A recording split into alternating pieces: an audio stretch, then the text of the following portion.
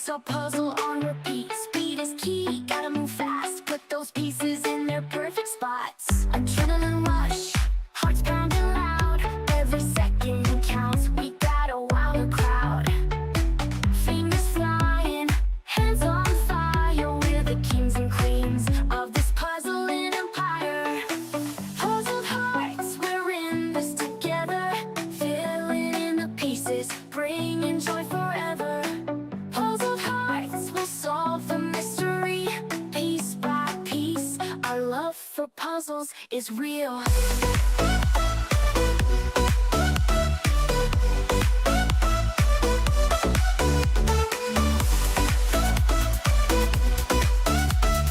Piece by piece, our love for puzzles is real.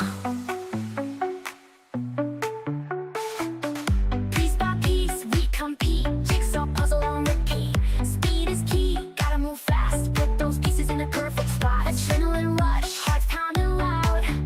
Every second counts, we gotta wow the crowd. Fingers flying, hands on fire, hands on fire. We're the kings and queens of this puzzling empire. Puzzled hearts, we're in this together. Filling in the pieces, bringing joy forever.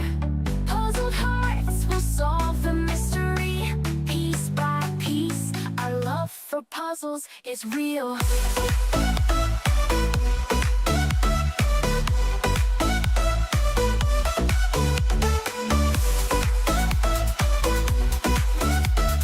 Piece by piece, our love for puzzles is real. Piece by piece, we compete. Jigsaw puzzle on repeat. Speed is key, gotta move fast. Put those pieces in the perfect spots. Puzzled hearts, we're in this together. Filling in the piece by piece, our love for puzzles is real.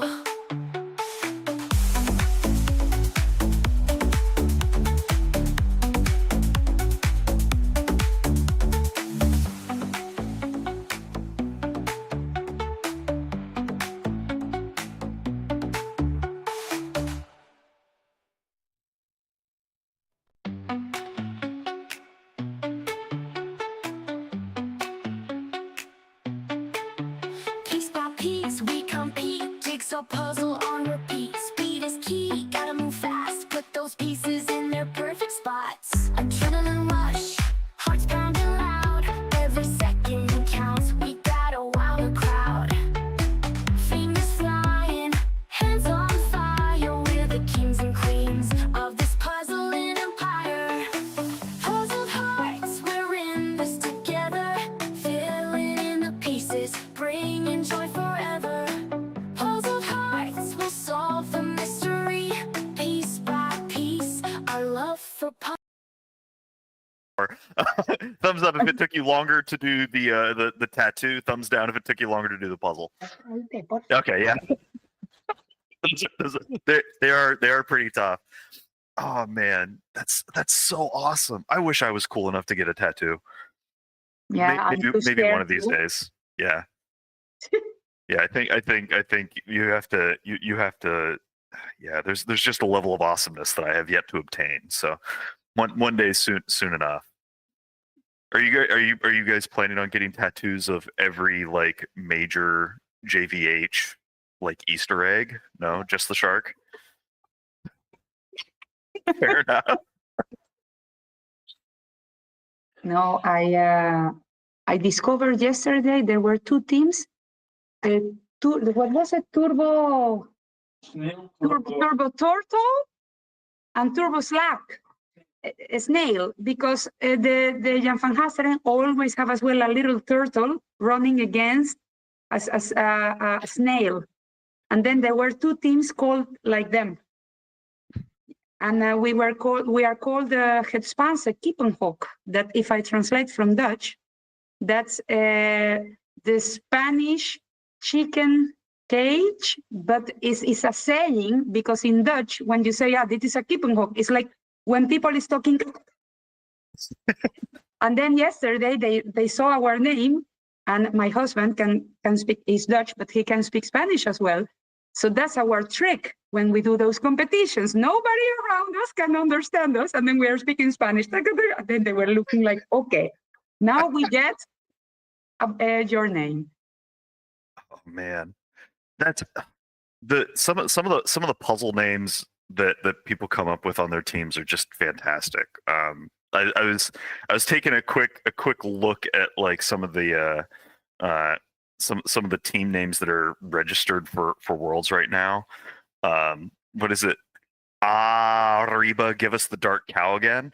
Whatever team wants the Dark Cow from Worlds from 2024, good, more power to you. I really hope that everything's okay, because the Dark Cow puzzle was universally disliked by most people.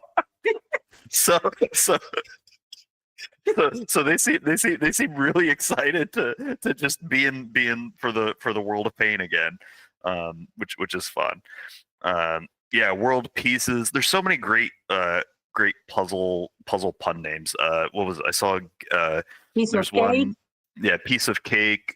Getting jiggy with it for like jig puzzles. Lost and found. Puzzle Pope. Puzzle about a name. Yeah, puzzle solvers. Piece of sass. That's a great one. Yeah, no, there's. I don't know who started the tradition of making like pun pieces names, but I hope that there at some point can be like a vote for the most unique or amusing puzzle team name.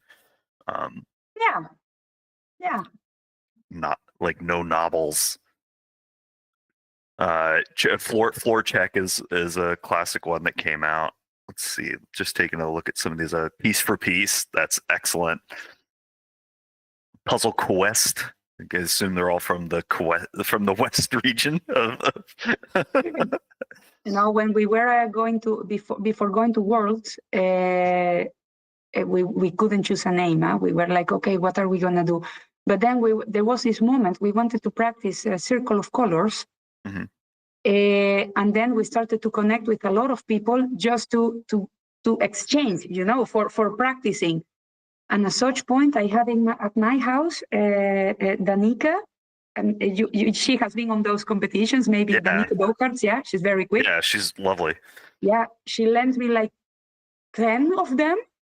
And then when my friends came, this is just puzzle madness. And I said, ladies, you have found our name. So we were in Worlds Puzzle Madness. Yes. And you all were crazy fast too. Like it was maddening to see how fast it was. Yeah, I have to say, we practiced. The thing is, I went there with my friend Mia. She's Dutch, so we live nearby. But then I was together with Iria from Spain that we met through the community, literally, and Julia Kraus, she has participated as well in a lot of Euro Jigsaw Jam from Austria. So we met online, literally. So when we arrived to Spain, we could practice only once as a team.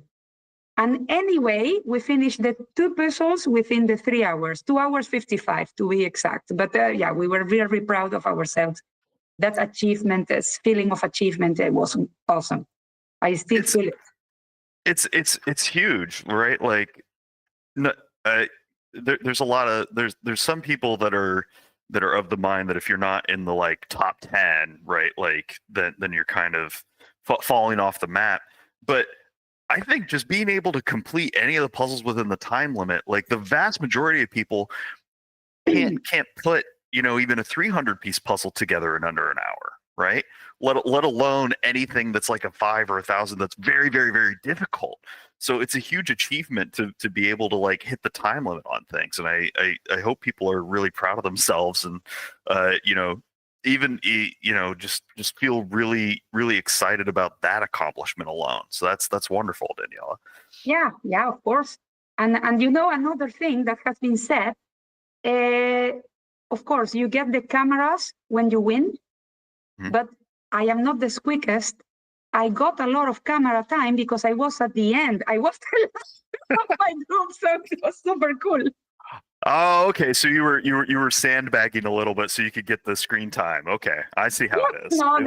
It was a long ploy. Oh yeah. That's why I was super slow.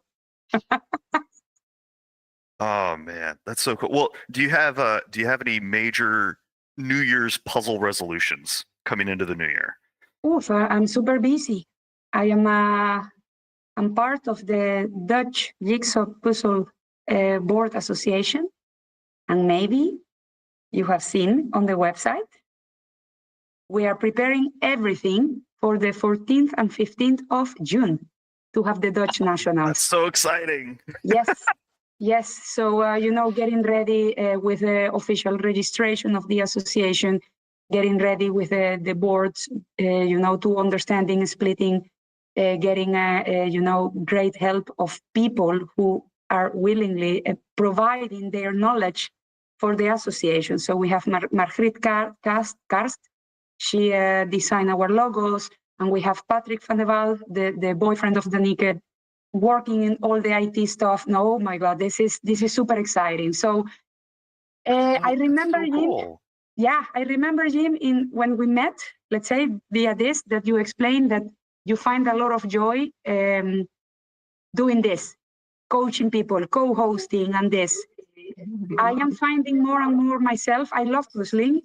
I'm finding more energy when I am helping with settling all of this for the Dutch Association. So we are very busy. So for me, that's my goal to settle everything for the Dutch Association and providing this joy as well, bringing this joy to the Dutch here. And then, of course, Belgium are invited, people from Germany. So, yeah, very excited to contribute to this. Well, congratulations on getting that off the ground. That's absolutely fabulous. And every time a new a new puzzle association or gets established, it just expands the number of people that can participate across the board. And the more people you have participating, the more the community grows. And that's just really wonderful. Congrats, Daniela. That's Thank you great. very much. Yeah, it's a big effort of a community. Okay, I am not the only one. We are really helping. We have Daphne helping with settling the rules. Sorry, hello. I have to interrupt now. Cool. So. Yeah, thanks, Jim and Daniela. So, hello, welcome everyone. I've just been quiet in the background, and thanks, Jim and Daniela, for getting things going. I was just doing some things in the background, but we have reached 10 o'clock, and I see that we have over 70 people in the meeting, which is good. That's how many I was expecting. So, everyone can go ahead and unwrap their puzzle, and then we'll get started in a minute. Success, everyone. The first big EJJ of the year. Let's go! So if there's plastic stickers or wrapping on there, you can remove that as well so that the box lid is ready to come off easily.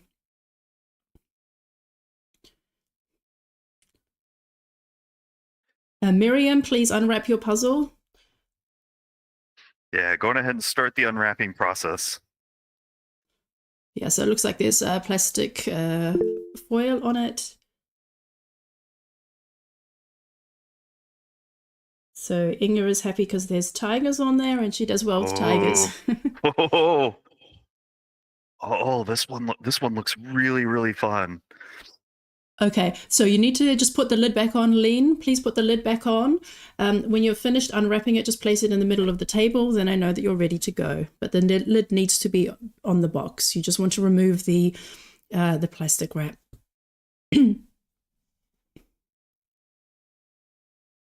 Okay, so it looks like we're ready to go. So let's start in 5, 4, 3, 2, 1. Go. Good luck, everybody. This is super exciting. And good morning, Michelle. Yeah, good morning. Sorry, you were having such a nice conversation with Danielle. I didn't want to interrupt. All right, so let's have a look at what we have today. Marie Nielsen, your box is blocking the camera. Could you just, yeah, thank you. Just move it to the side. So hi everyone, Happy New Year. This is the puzzle I've chosen for today. It's from the brand Heye from Germany, and it's called Exotic Garden. So it's kind of like a Garden of Eden scene with a lot of trees and animals, tigers, giraffes, peacocks, flamingos. We also have some birds and flowers in the sky, a slight gradient in the sky, and some clouds. It is in portrait orientation. That is a really great puzzle. It's a really cool combination of both very busy things on one side and a nice pleasant sky gradient on the other. So there's a little bit for everybody inside of this. This is really lovely. So Yeah, and kicking. I'm sorry. Yeah, I'm just going to start at the beginning of the alphabet. We'll start with the A's and work our way towards the end.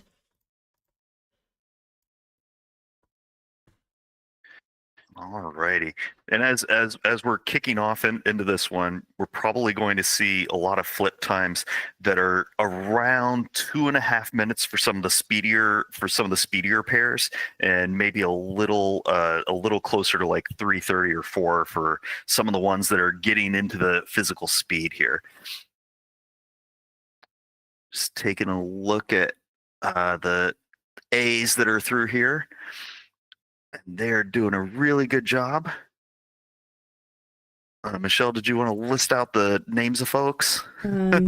Sure. I was just counting. One moment. Yes, so on the screen we have Aiden and Sabrina, and they are from Switzerland. We also have Andreas and his partner Laura from Belgium. Now, Andreas is, we haven't met him before. This is his first time puzzling, and he's the founder of Speed Puzzling in Belgium. Lovely. So he's organizing the upcoming competition in March. We also have Anna Karin from Netherlands Sweden. Anna Karin from Sweden and partner Teresa. Anami from Switzerland, and her pair today is Letizia, Annika and Mark from Germany, and Ayelin and Franco from Argentina. Alrighty, and everybody's off to a really solid start here. You can see Annika and her partner; they're both on the same side of the table, which is a really interesting tactic. A lot of times you'll see pairs sort of on opposite sides, so that way they can both have access to the to the center of the table. But they seem to be doing a little bit of opposite. So one person looks to be doing a little bit of sorting, the other person doing a little bit of building, and working together really well in concert.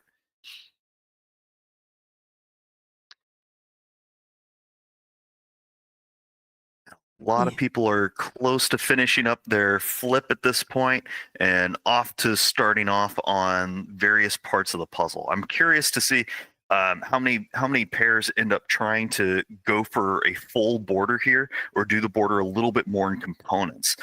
Sometimes the Heye pieces, whenever the colors are very samey, the border can be a little difficult in spots. So some of the folks on that blue sky might be a little slower than some of the folks that are doing that lower edge that has a little bit more to sink your teeth into. But those clouds at the top are pretty good to attack as well. So we also have Barbara and Miriam from Austria, Bibi and Anna from Denmark, Birgit and Heike from Germany, Carolyn and Elisa from Belgium, and Kiara and Nicola from Italy. Oh wow! And you could see one pair there using a puzzle board to sort things out a little bit. Several people starting on edges. I think it's is that Carolina has a great sunbeam to work into, and have a good chunk of that I think it's the sky edge that they're working on as well. I'm real curious if any of the pairs are going to do a little bit of a land and expand with this, in that that red sunset sticks out pretty well on a lot of the pieces, and you can radiate out from that with the sunburst technique and get into the sky a little bit, a little easier than you might trying to just work from one side or the other like a typewriter. But this is off to a really good start. If you're in the chat, yeah, please send up what times you think people might be getting done with this. I think some pairs are going to find this pretty fast. Quinta seems to think that 26 minutes is a good estimate. I think that might be a pretty solid guess. I'm gonna estimate. I'm gonna really believe in our puzzlers today, and I'm gonna say a solid 24:30, and we'll see. We'll see if they can. If they can hit it. I might be a little aggressive on that, but several pairs are looking good out the gate, so I'm pretty excited for that. Yeah, so we're now looking at Christina and her partner Rachel from the UK. Although I think she's from Denmark.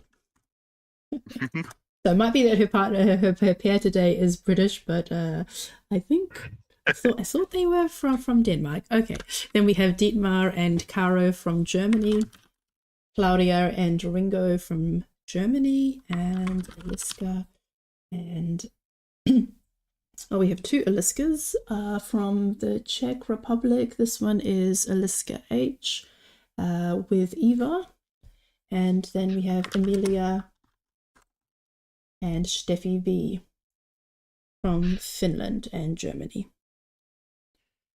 I always get a kick out of what camera angle Emilia decides to go with from time to time. But you can see that they're off to a really good clip here. They already have a lot of that top border done. Emilia seems to be working on that central sky with a little bit of sun in the middle, I think, and has several of the darker pieces lined up to make these islands that can just plop into certain spots. I can't entirely tell. It looks like it might be the red tree line that's in the sky, and then they'll probably work together to slot those in where they're supposed to go. You can see that Kiara and Nicola, they have a pretty extensive sort setup. Up there in the top left, they have 3, 4, 5 different mini sorts of pieces, and that's a good way for some of the busier sections to be able to parse out exactly where things are going to go early. And we're just about 8 minutes and 30 seconds into this, so it's pretty exciting already to see how far some of the pairs have come. Yeah, so we'll leave Emilia on the screen a bit longer. Mm-hmm. Then we have Emma and Siobhan from Ireland.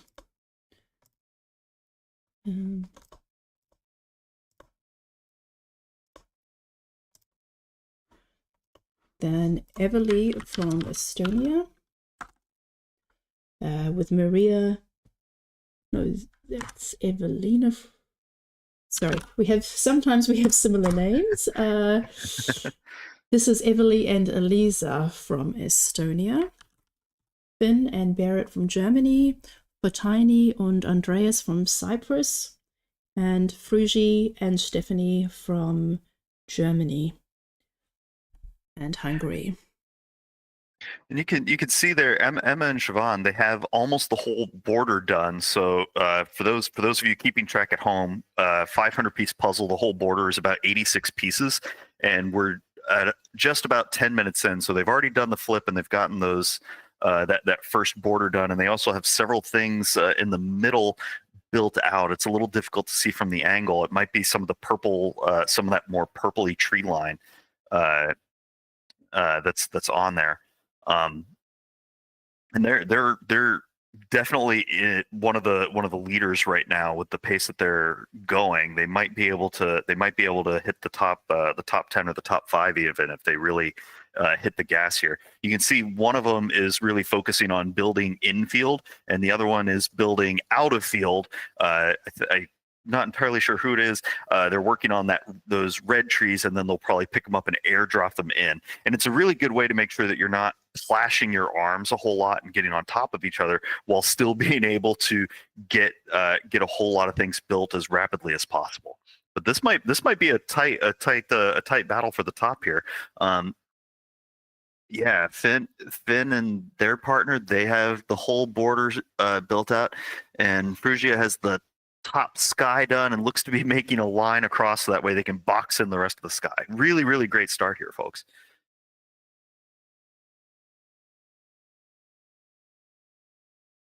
I'm going to leave Emma and Siobhan on the screen a bit longer.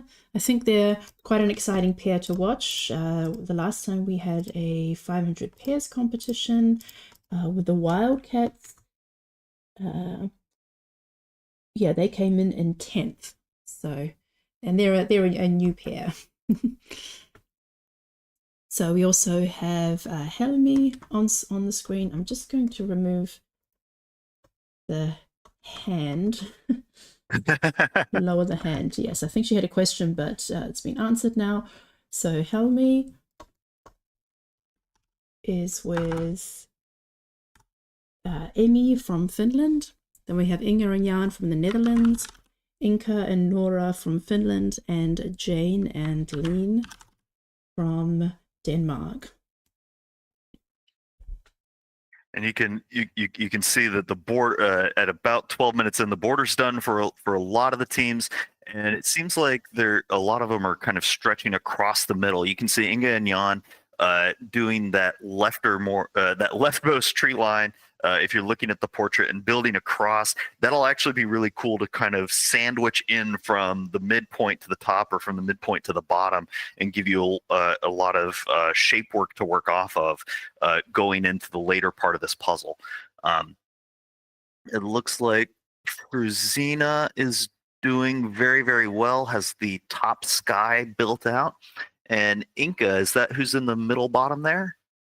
I think so.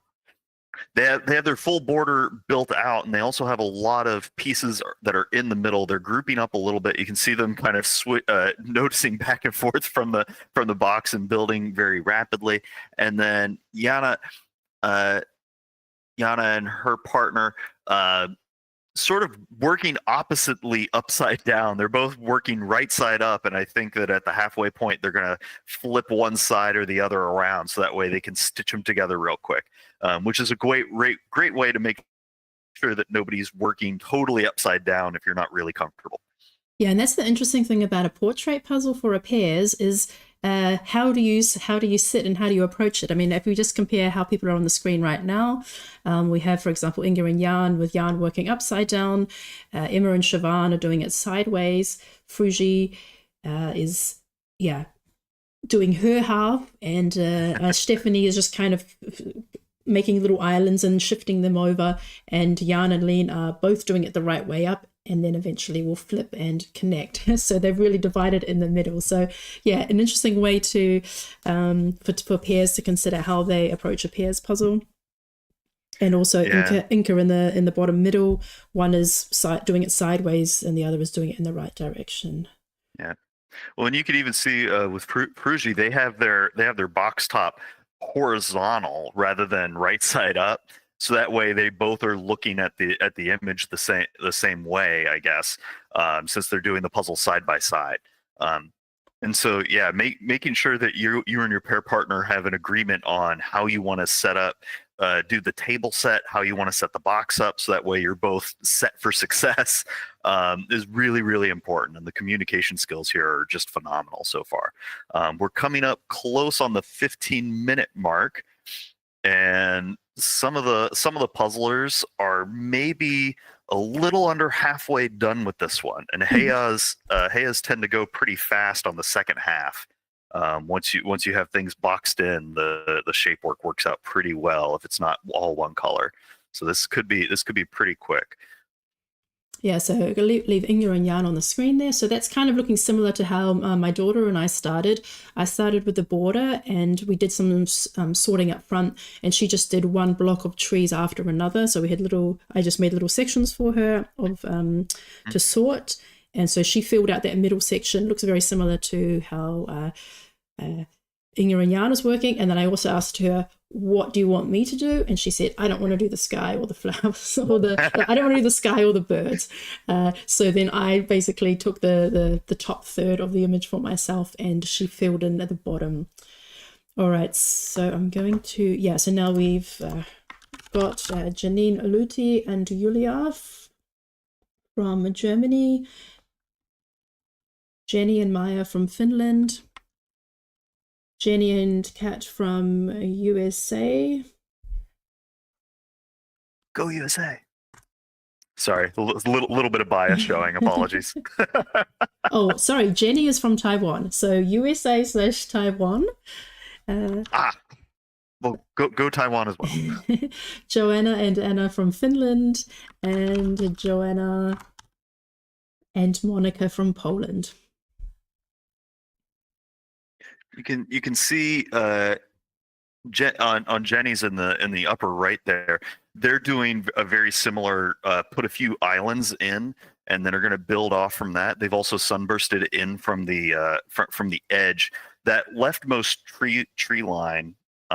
That's sort of that brighter red and that little bit of green. That seems to be a favorite spot for a lot of people right now because that has a really good texture on the trees themselves.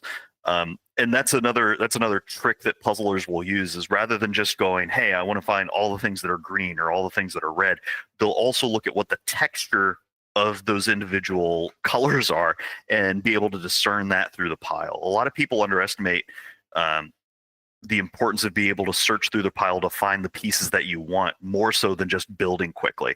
And so being able to switch that viewpoint and go, let me find the texture that fits in here is super duper important and can help you go really rapidly. Yeah, I'll just do a close-up of those textures.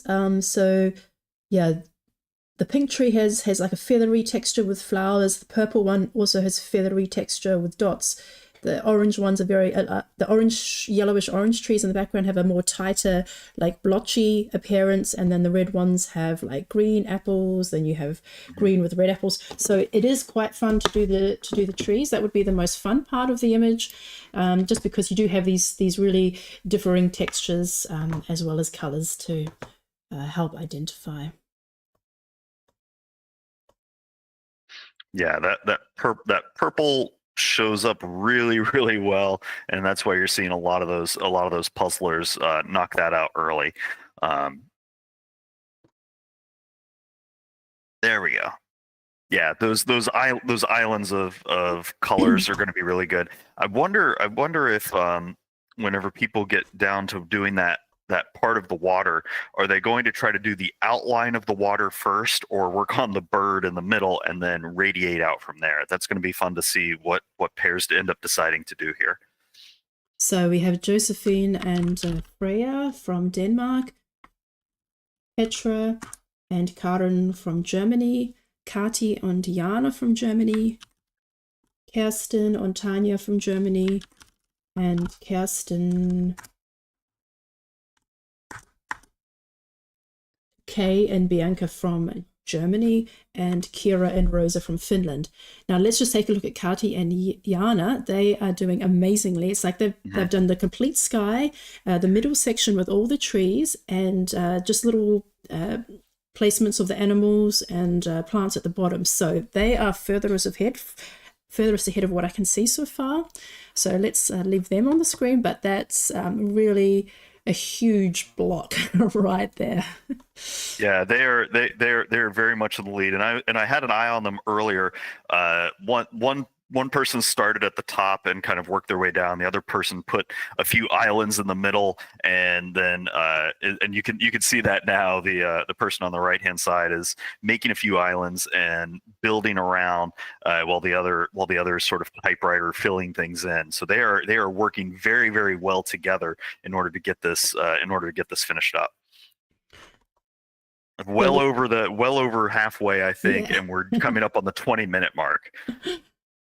So we have Clara and Marketa from Czechia, Christoph and Eliska from Czechia, Lean and Els from Belgium, Lenka, and Philippa from Portugal/Slovakia, and Lyudmila and Svetlana from Ukraine. Oh, and you can see here Lenka and Philippa. They did that tactic of building the border, doing that stretch across the middle, and now they both kind of had their own quarters of a project to work on, top and bottom, which they need to fill in the rest. And if you take a look at compare that to Kati and Jana's pair, where they've kind of done the whole top half and now are mostly working on the bottom half, it's going to be interesting to see if they get their arms tangled up a little bit. Lena and her partner are doing a very, very good job.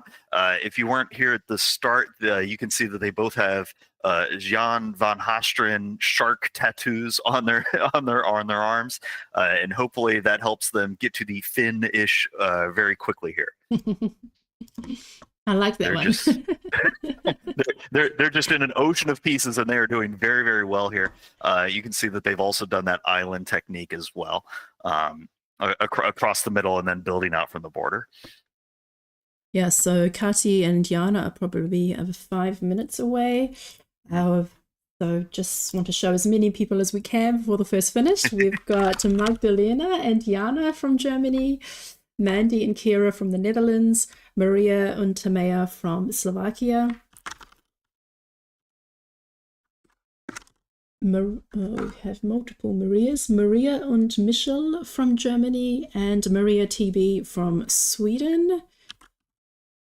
With Evelina. Maria. Yeah, the whole Maria army is doing just fabulous here on this puzzle. And and not to, a lot of people underestimate how difficult it is to get the border in on some of these Heye puzzles, and it is tricky as heck trying to get those things to fit in together. So they're doing really well. I did have a false fit on the sky border, I will admit.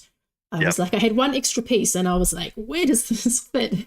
And I had to go back and look really carefully at my line and see if there was a slight bump in the line, and then insert that extra piece in there. So, yeah, looking great there. Now, Magdalena's got the nice flowers and the tree section done, as well as Maria and Timea. But Kati and Jana are storming ahead, so let's keep moving.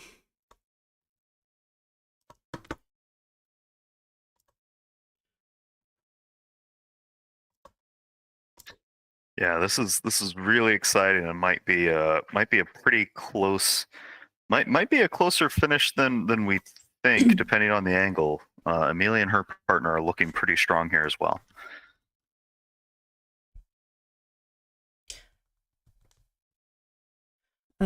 So we have Marie Nielsen and Thomas from Norway, Melissa and Marlene from the Netherlands, Miriam and Krista from Sweden, Mooney and Susie from Germany, and Nia and Justine from the UK.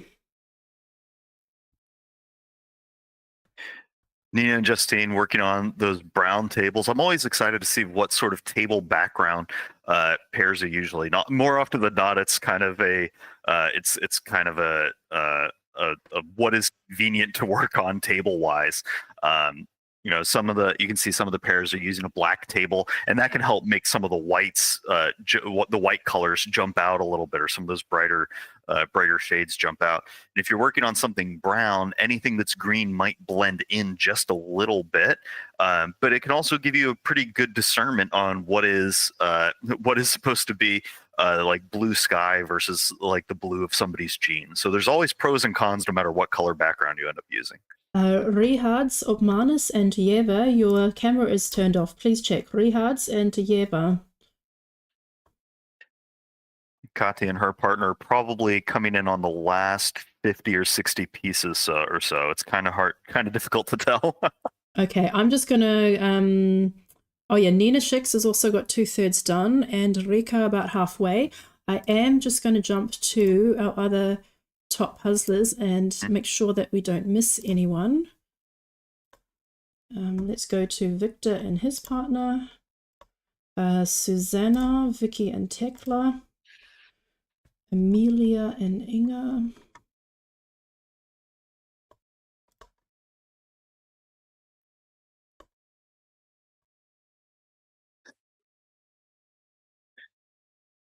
Yeah, you can see Victor and his partner. They did that middle across that stretch across the middle, and now they both have their own separate quarters of projects to try to finish up, and they're looking pretty strong here. But I think Kate and Yana might be ahead by a pretty significant margin. You can see that they're starting to get their hands crisscrossed a little bit while they're working on that lower half together. Amelia and her partner have both shifted down to the lower quarter, that foresty jungle, trying to get through that. There's a lot of awkward green grass that's in there, but being able to pull out specific textures can help them out. Trying to make that line of water through the middle.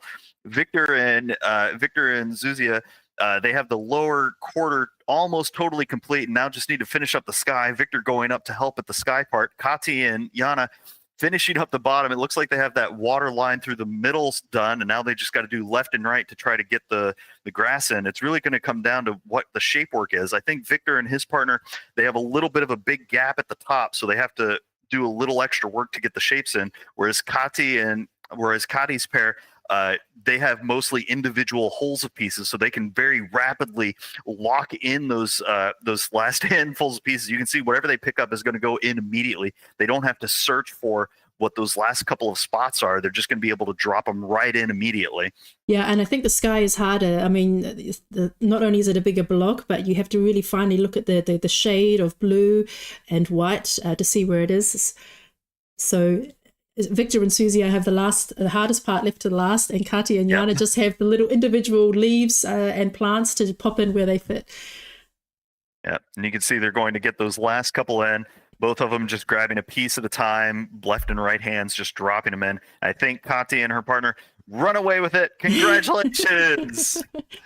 Woohoo, Kati and Yana, well done. 27 minutes. Congrats. Victor and Susanna not far behind. We also have Lenka and Philippa less than 100, but everybody else. So Victor and Suza have about 20 pieces left. Amelia and Steffi B about 50. Inga and Jan also about 50, and Lenka and Philippa a bit more. That was very, very, very well done. Now we're gonna see who wants the second place slot a little bit more. I think Victor and Suza are gonna be able to clean this up pretty rapidly. That's not an easy sky to do, and so they're gonna be able to punch through that pretty rapidly. Inga and Jan are looking very strong as well, and Amelia and Steffi are looking very good, and Emma and Siobhan, I think they have that lower quarter to do as well. So it's gonna be real fun to see people bounce around to wrap up here. If you haven't finished yet, keep pushing, right? Just because one person finishes doesn't mean that you don't that you have to give up. You want to keep going as rapidly as possible. And you can see Lenka and Philippa trying to get those little bits in. We're coming in on the 29-minute mark, and so whenever you've been focusing real hard for a while, you can start to get lost in the sauce. And I think Victor and Suza have finished their puzzle. Congratulations! Well done. Very, very well done. Happy New Year. Well, a good weekend for Victor. He won the competition in Krakow yesterday by a significant margin. So first in Krakow and second in EJJ. Is there anything that he can't do? Okay, and this is gonna be a nail biter coming into the last little bit here. I think Amelia and her partner and Inga and Jan and Lenka and Philippa are all roughly about the same. Lenka and Philippa might be a little bit behind here, but they're working on the sky area. But we do know that Lenka's pretty good at working with gradients. Amelia and Steffi trying to get those last bits of green in down at the bottom.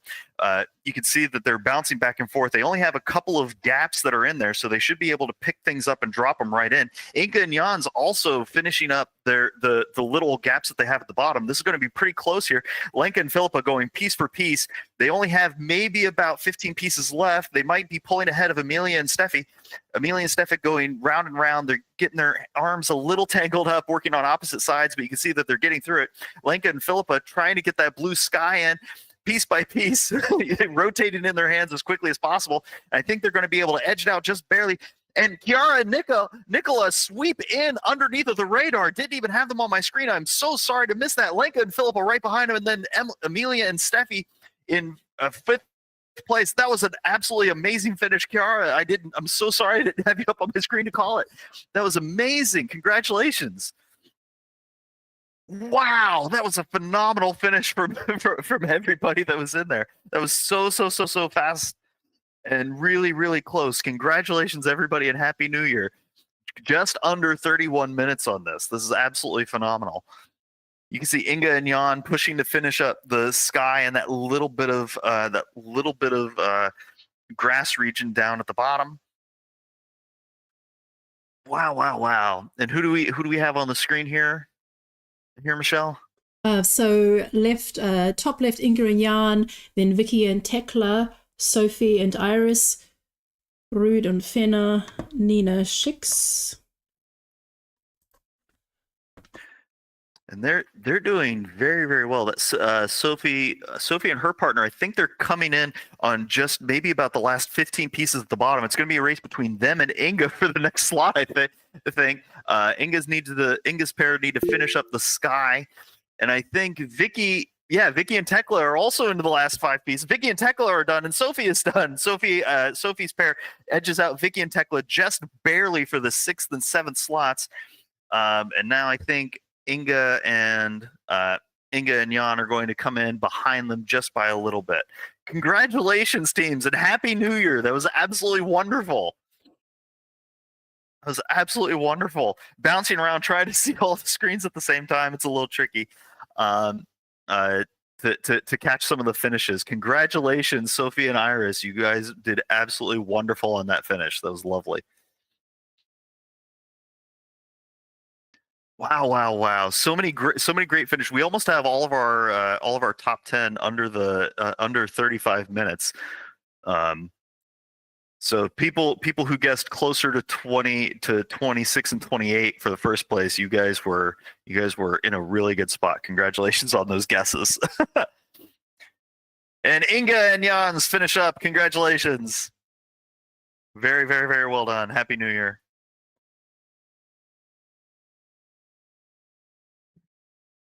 And we can see Emma and Siobhan are coming into the close, as well as Nina. I believe that's the name. And who's in the lower right here? Is that Mandy? Mandy and Kiara. They're very close as well. This is super close and exciting coming into the last little bit here. Mandy and Kiara have that little bit of sky left. Emma and Siobhan working down at the bottom. They're both using that. They've twisted the portrait so that way, rather than reaching across, they're both doing about halfway, which can be really handy for ease of access. Mandy and her partner have that sky to do. It looks like they only have a couple of holes left at the very top, so they might be able to finish those in and drop them in very rapidly. I think they might be ahead here of the rest of the next group of finishers. So we might see Mandy and her partner take in the next slot. So just to recap, first place, Kati and Jana. Second, Victor and Susanna. Third, Kiara and Nicola. Fourth, Lenka and Philippa. Fifth, Steffi B and Amelia. Sixth, Sophie and Iris. Seventh, Vicky and Tekla. Eighth, Inga and Jan. And ninth, Mandy and Kiara. Congratulations. We still have a 10th place in here.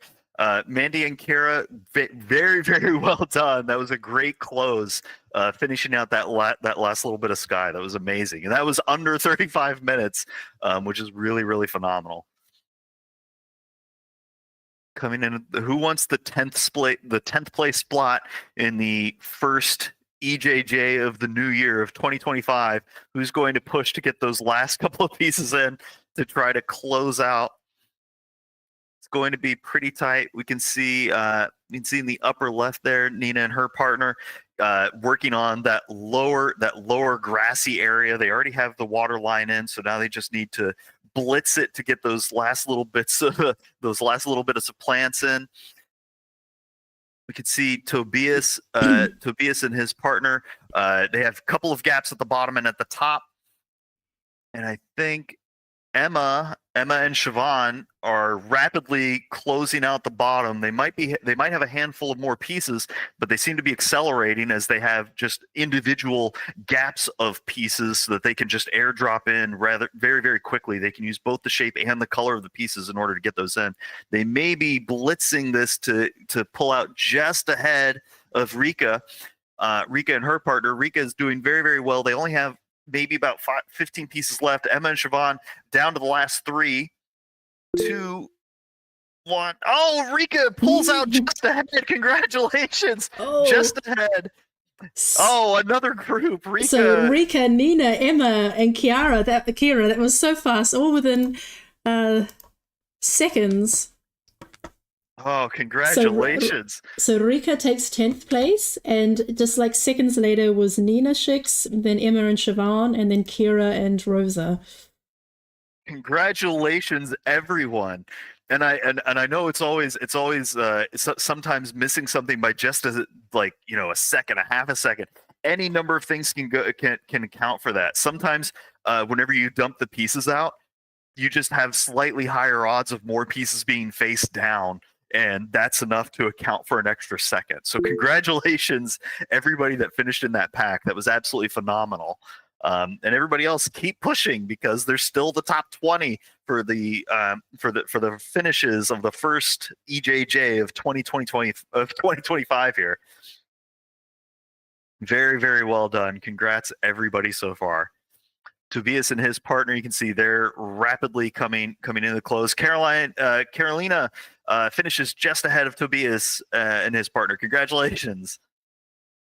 This is a really, really tight field. I'm super excited to see the level of puzzlers that we have coming through the pipeline for the rest of this year. If this is the level of competition this early on, I'm really, really excited. And Lynn and her partner finish. The shark tattoos of greatness have completed the puzzle, and I believe they're in the top 15 for 2025 EJJ number Lynn 1. Desplanca, you need to write done. You need to go into the chat and write done. A little bit of technical difficulties. There we go. Congratulations. Yeah, one of the reasons that we do the done is to make sure that we can go back and check the timestamps pretty accurately, because everybody ends up being on lag on video. Congratulations, that was very, very well done. Inka and her partner also finish here. Congratulations, everybody. This is absolutely phenomenal. I'm so excited to see this. And so many different tactics, too. You can see that a lot of the pairs are coming into the close, and just the way that they're reaching around each other to get those last couple of pieces in. And as we cross closer up to the 40-minute mark, you can see some of the physicality slowing down for a lot of the pairs. They kind of reach that, like, okay, I just gotta finish.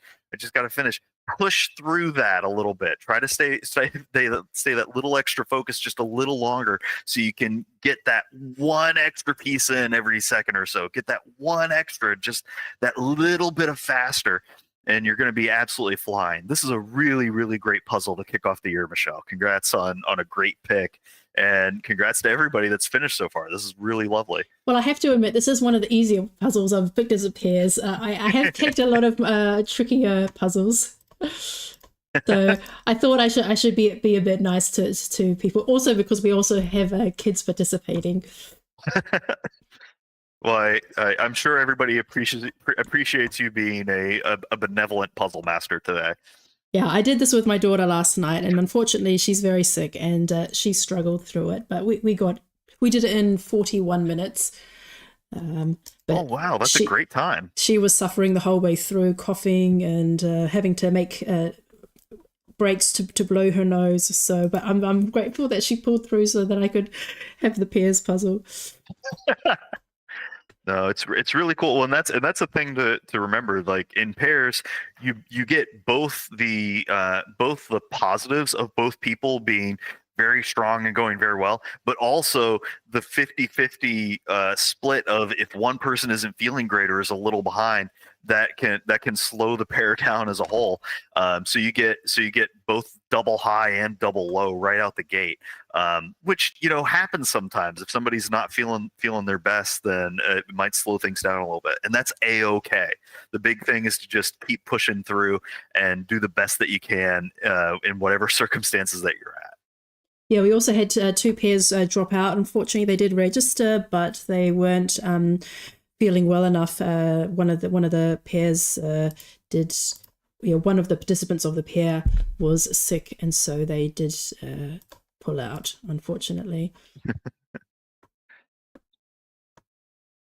So yeah, it's just all the they're rolling in now, the finishers. So on screen we have Anami, Aiden and Sabrina, Maria and Tamea, Ruud and Fenna, Magdalena and Christoph just finished, Aiden just finished.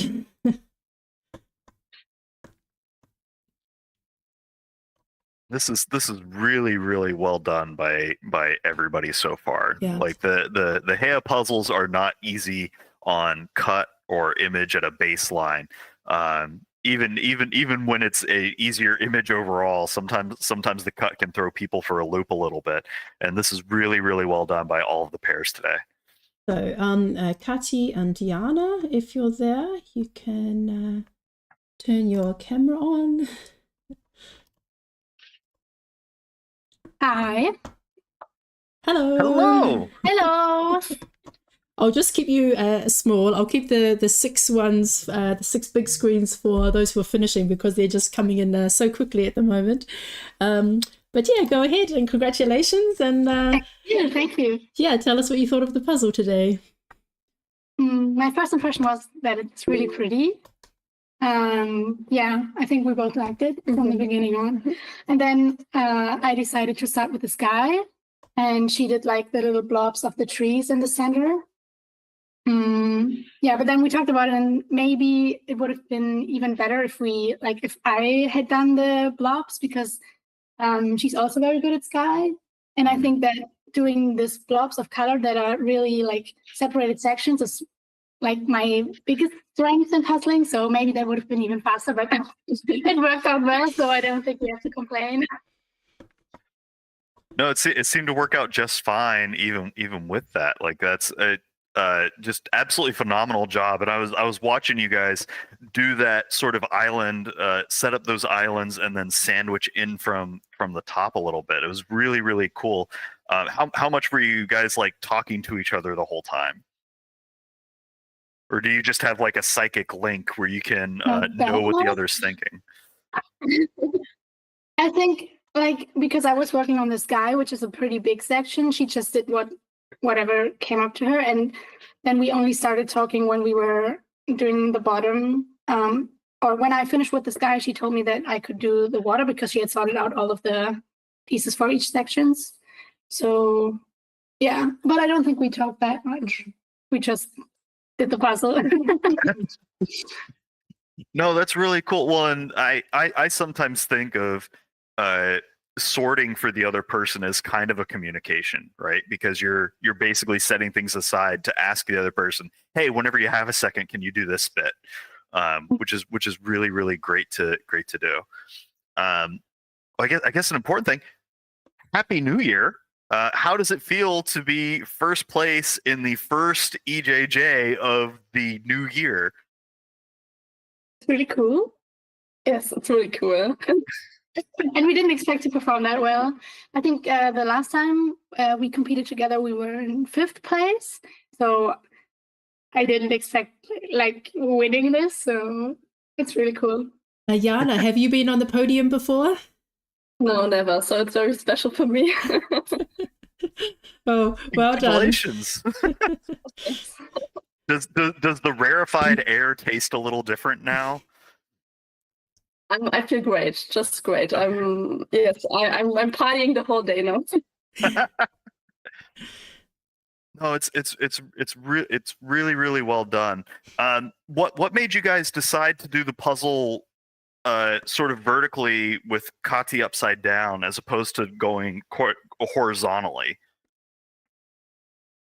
It's easier for me having the puzzle like in the right direction. It's also what me and Kiara are always doing, that I have it facing me. So that was the idea behind it. And then I think you just put the blobs on your side because it's easier to reach like right in front of you. So I don't think it was a really conscious decision. It just happened. It was just a reflex of the obvious moment of what would work best for you, right? Yeah. No, that's really cool. How did you guys handle seeing the like different colors and textures in that bottom half? Because the top part, there's a little bit of gradient and there's a lot of solids to play with, but that bottom chunk is to me is real busy and tricky. What was what worked well for you down there? So first of all, it is very busy, and I also felt that way, that like the upper half was way easier. And then I think what I did was building blobs of pieces that look similar. Like, I don't know where they belong or what object they will form, but I see pieces that look similar or have like the same textures on them. And then I put them together without even knowing what it is or where they belong. And then when I have it, I can just either look at the image and see if I can spot where it goes, or I just build around it. Yeah, and also I think what helps also, like, there are some very light green, shiny backgrounds in the bottom center and also on the left side. I think I tried to find these. Yeah, and then the leaves also have some different textures, so yeah. No, it's really great. And I saw that you guys also did the edge out first. Is that kind of a default for you for when you guys go to puzzle together, or was that this particular one needs to have the edge? No, it was a decision I made because I did everything else, and I struggled with these busy parts, and I said, okay, I'll just go to the edge, and then we can do the other pieces easier. Yeah. But it's not a usual thing that we do. Yeah. Like, I don't know if we even have defaults because we don't usually speed puzzle together. Yeah. So yeah. Yeah. Well, I mean, whenever you puzzle individually, sometimes the like individual reflexes come out in the pairs. Was sort of my thought. Well, I guess that kind of naturally leads to my next question. I know you guys don't usually pair in competitions a whole lot, so how is it different adapting to somebody else's style in competition that you don't do like super regularly? So the thing that is different for me is that Kat is way more faster than me. So my part is often just sorting in the beginning while she's already beginning to puzzling. So I'm the sorting woman. Yes. And then if everything is sorted, I could sort, then I start puzzling. Yeah. And for me, to be honest, I don't really see this very competitive when we are puzzling together. I think we just competed for fun today. Yeah. And so I don't really think about like, how do I have to adapt to her strategies or something. I think we just do it the way it comes to us. And yeah, so that's why I'm pretty surprised that we just won it. No, that's really amazing that you both could gel so well together naturally without having to do a lot of run up or thinking about it. That's really phenomenal. Yeah, apparently. Well, I guess I'm kind of curious with the new year. Do you guys have any New Year's puzzle resolutions that you're excited about? Well, I want to. I'm taking a semester off in the summer, mainly because I'm finished with my bachelor's, but also like I can spend the semester like training a lot for Worlds. So yeah, I have ambitious goals. I would But say we'll so. see. If you're taking time off from school, yeah. Yeah. So I'm gonna train the whole summer and then, yeah, be at Worlds and see how it goes. Oh, that's really exciting. What about you, Jano? What are your goals to do with puzzles? Oh, I don't have any special goals. I just participate for fun, and I'm going to the Germans next month, and also going to join the Worlds. Yes, but not to be in the top 50 or something. Well, you made it to the final last year. Yes, that was really cool. Yes, I'm very glad about that. Well, and so sometimes having a goal doesn't have to be, being in the top 10, top 50. Sometimes it's just, hey, I want to hit a really good time on this, or I want to get better at this one particular tactic, which is just fine. Do you have are you hoping to hit the finals again this time around at Worlds or at the next German competition?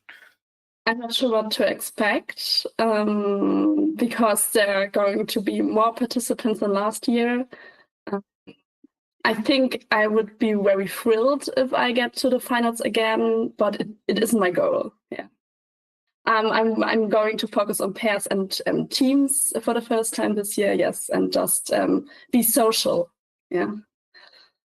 No, that's really, really great. I think a lot of times people it's easy to lose sight of the fact that you're there to be around this community of puzzle nerds. Yeah. and just spend time with a whole lot of other people that love the same thing that you do. Yeah, totally. Yeah. Actually, I'm curious, Jana. Do you have a particular type of puzzle that you really enjoy and one that you don't enjoy all that much?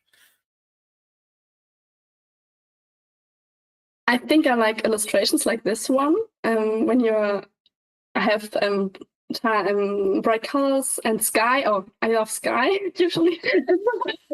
Sorry, so I'm angry she took the sky from me. No. Yes, but I think there are many puzzles I like, and nature puzzles I also love. So yeah.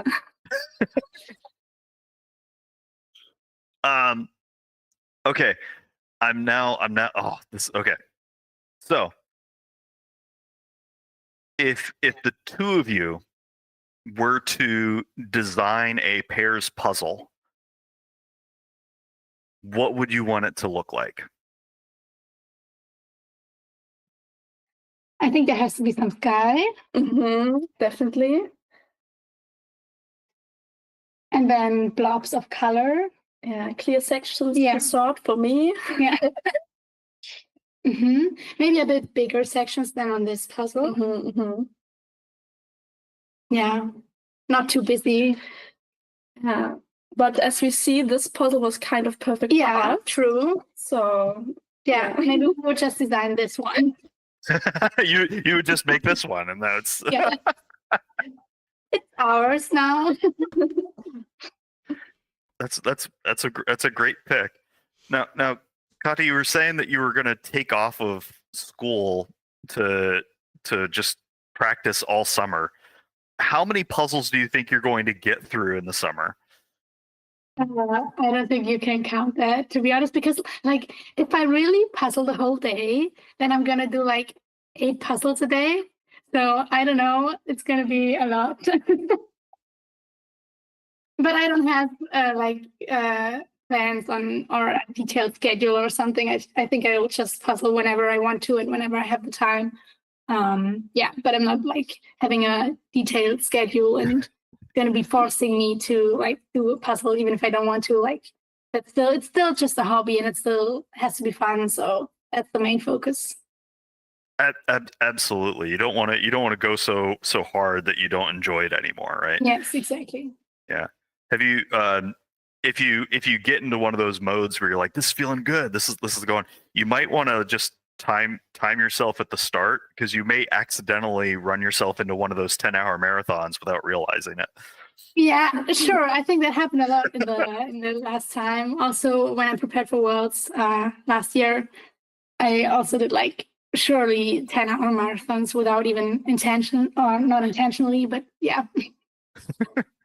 I think it just happens. Like if you really are into puzzles, then you get to this flow and don't realize like that the time's passing by, and you're just on your own with your puzzle, and then somehow the time's passed and you're like, okay, well, that was 10 hours. You kind of like forget, oh right, I needed to drink water and eat a sandwich or something. Yeah.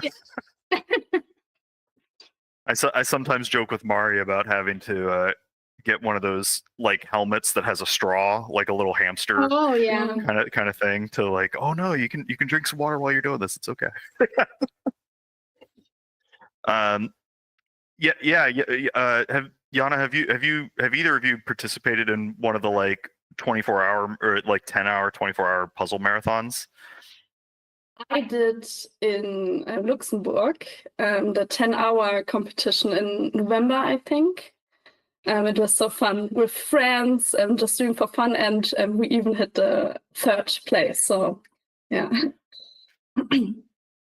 That's awesome. Yeah. How's it different planning for a marathon versus like a sprint, or is it very similar where you're just like, hey, we're just going to go in and do the puzzle and see what happens?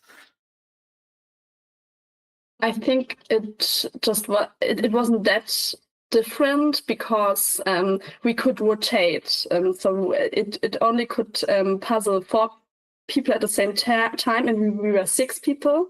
So 2 always could take a break and rotate and get a free brain. So when they come back, they just come with energy and can puzzle harder. Yeah, exactly. But it was just less stressful than pure speed puzzling. Yeah. Sorry, I think it's just, more about endurance than like, sprinting. Yeah. Sorry, I just need to interrupt. Vesna, your camera is off. Vesna, can you please check that? Sorry, go ahead. It's interesting to me that the marathons would feel less stressful, because I would imagine that a lot of newer puzzlers might feel that it's more stressful because you're trying to go quickly and it's a long time, and it kind of might feel like it's a pile on of a lot of other factors. So what makes it feel a little less pressurized?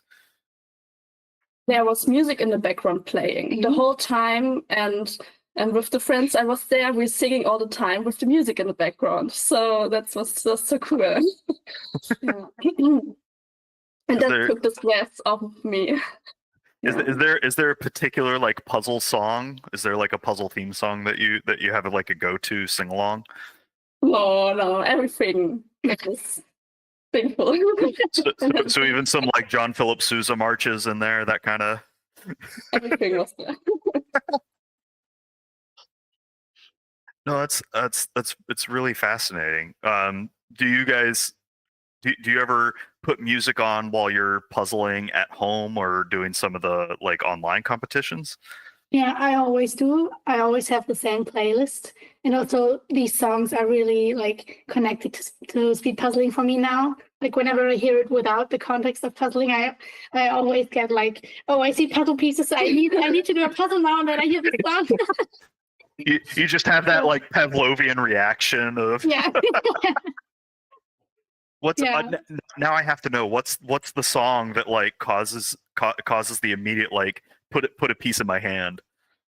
There are several songs. I think one of them probably is "We Pray" from Coldplay. Mm. And I also listen to that one a lot at the World's competition. So I always also remember me walking in like the dome, listening to this song. Yeah. Just to like have that like epic, self soundtrack walking in. Yeah. That's really great. Yeah. Daniela is mentioning that she has a defined puzzle list on Spotify, depending on how she wants to puzzle. She used the Dr. Mario theme. Yeah, that tracks. I could see that. That's a pretty good one. Is it? Do you guys have different like playlists for like puzzling at different speeds? Do you have like, this is the competition go speed, or this is the I'm just gonna chill and take it easy speed? I think I have a dedicated playlist for speed puzzling, and then if I just chill, I listen to like the normal music I would listen to without puzzling. So Yeah, for me the same. yeah. What's your go-to chill puzzle song? So not the like competition like let's go, but just the like I'm just gonna have a good day and listen to something. So for me, I mostly listen to audiobooks in this case, or maybe some classical, relaxing music. Yeah. I don't really have a go-to. Whatever is my favorite song at that moment. Does your favorite songs of the moment kind of change pretty regularly? Yeah. Okay. I would say like from week to week it differs. Okay. Well, I guess the next important thing, we know that Worlds is coming up. We know that the Germany comp's coming up.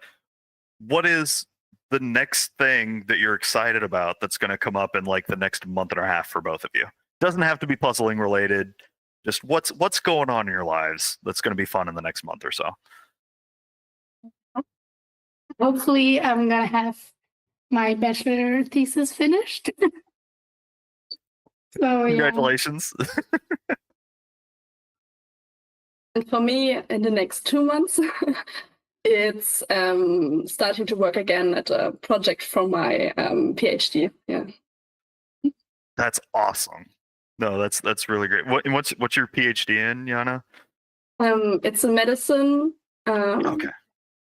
Yeah, vascular medicine, and I'm going to Munich for a few weeks and working there. Oh, that is really exciting. Yeah. Oh, that's really great. It's so cool to have people that are so brilliant and able to do something high level like puzzling, just as an aside. Like, it's great. But yeah, congratulations to both of you on getting first place on the first EJJ of 2025. It's absolutely wonderful. Thank you. Thanks, Katia and Jana. Congratulations, and have a great Sunday. Thank you. Thank you. Bye. So the time is 1 hour and 3 minutes, and we've had around 50-ish finishes. Wow. Yeah, so everyone's doing really great, and we have everyone on screen now is just like just a handful of pieces away. I think Sandra Weiss and Bibi and Susanna just like 5 pieces left. So well done there. So let's bring in I'll just wait for somebody else to finish first, and then I'll pull in Victor. Or Victor, if you're there, you can already turn your screen on. And Vesna, your screen is still off. Vesna, please check your camera.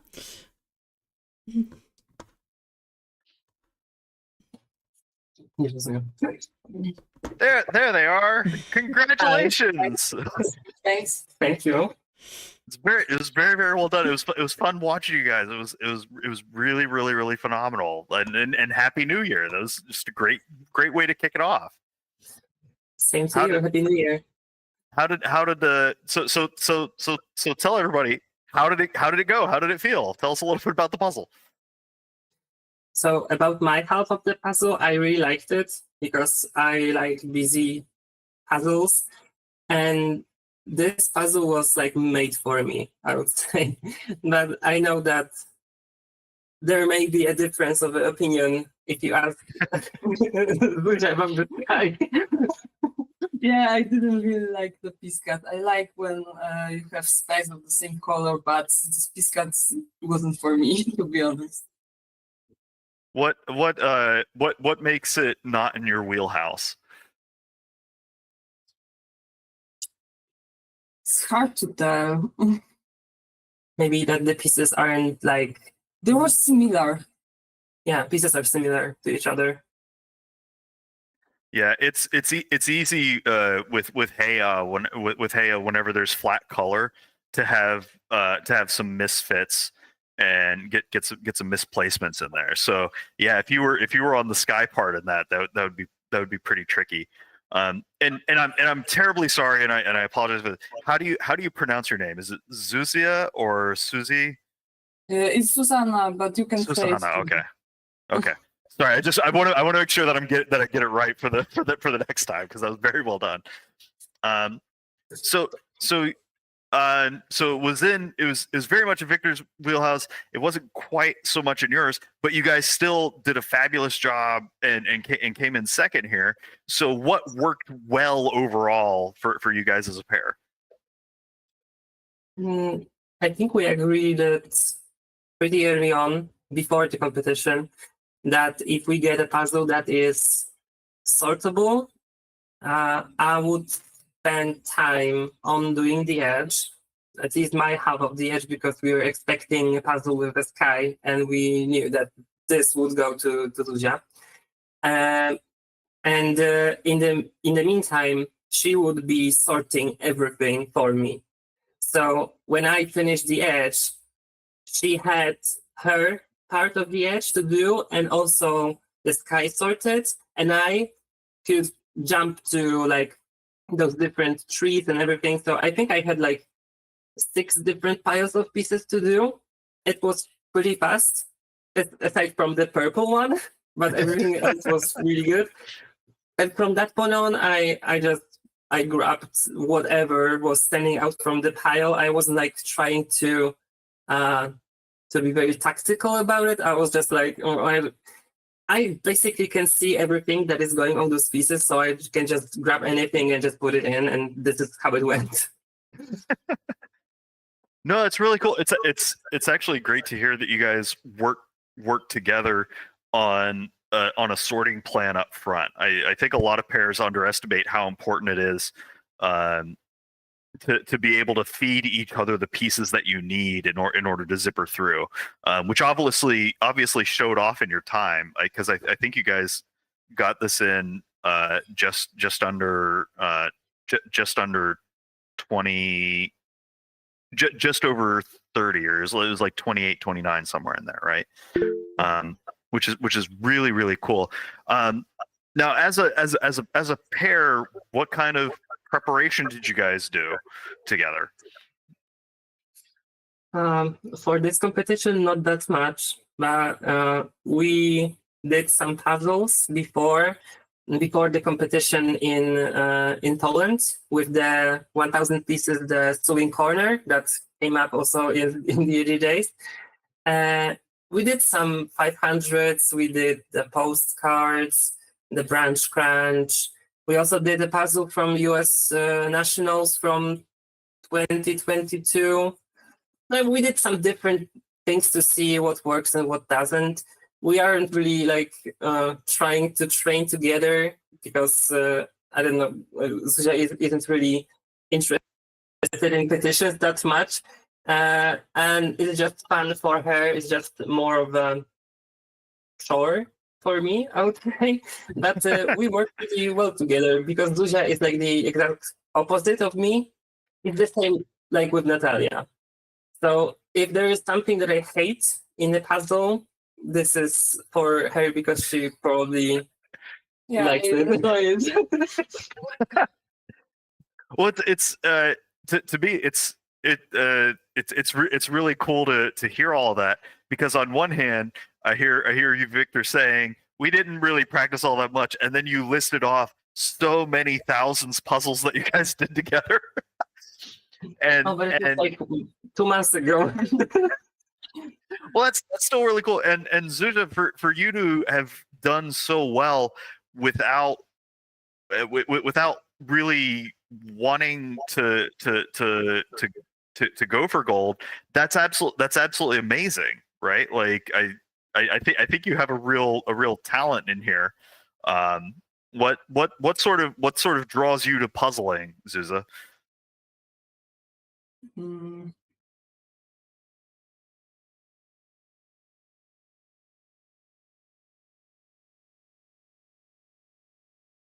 Sky. Yeah, uh, in my childhood, I really enjoyed jigsaw. So Victor do it much. So I tried some from time to time, and I like really difficult piece cuts, but not really difficult pictures. You have crypt in Ravensburger. Yeah. So it's my favorite, to be honest. Yeah. Got it. So more of the random piece cut and less about the image for you a little Yes. bit. That's really cool. Have you ever tried like a Cobble Hill puzzle? No. Okay. I'll shoot you a line later. We'll try to set you up with one of those. They're one of the like random cuts from the US that are really fun. That I get a kick out of. So you were puzzling since you were little. Did you just get into speed puzzling because you saw Victor and were like, "Hey, let me try that," or have you been doing? Yeah, just okay. No, actually, no. No, it was me being like, you are really fast. You need to try. And she eventually agreed, but she wasn't very happy with this. Well, and it's always difficult to try a new thing, especially at a different speed or at a different level than what you're used to at a regular basis. So huge congrats for not only just giving it a go consistently, but also doing really well across the board at it. It's absolutely phenomenal. So I guess one of the things that I'm curious about for everybody today, it's a new year. So do you have any New Year puzzle resolutions that you want to do for the rest of the year? Things that you want to start, things that you want to not do quite as much with puzzling? Do you have any? No, just I would just want to have fun with that. So. Yeah, you just tag along. Yeah, because the thing is that I have so many puzzles that it's just like once per week I just drop 4 boxes for Suza and that is it. But I think for me, I am expecting myself to take a break in, I don't know when, but I think soon. And it's because I already assembled all of my puzzles from like before Worlds. So I don't have anything new to do. And if I will do it, but I will not be spending as much time on it. I need a break, I know. The AJJs are coming also, but it's just like, it's not a training, it's just a performance. So I don't know, I want to, during the break, not do anything with puzzles. This is the one thing, but eventually, at the end of the break, I would like to train very specific skills and not really do puzzles, but like train very technically. And I already have a plan in my head, so I don't know when it happens, but it probably will. I don't know, for Worlds, I just want to do better than last time. I don't know what goal would be realistic to have.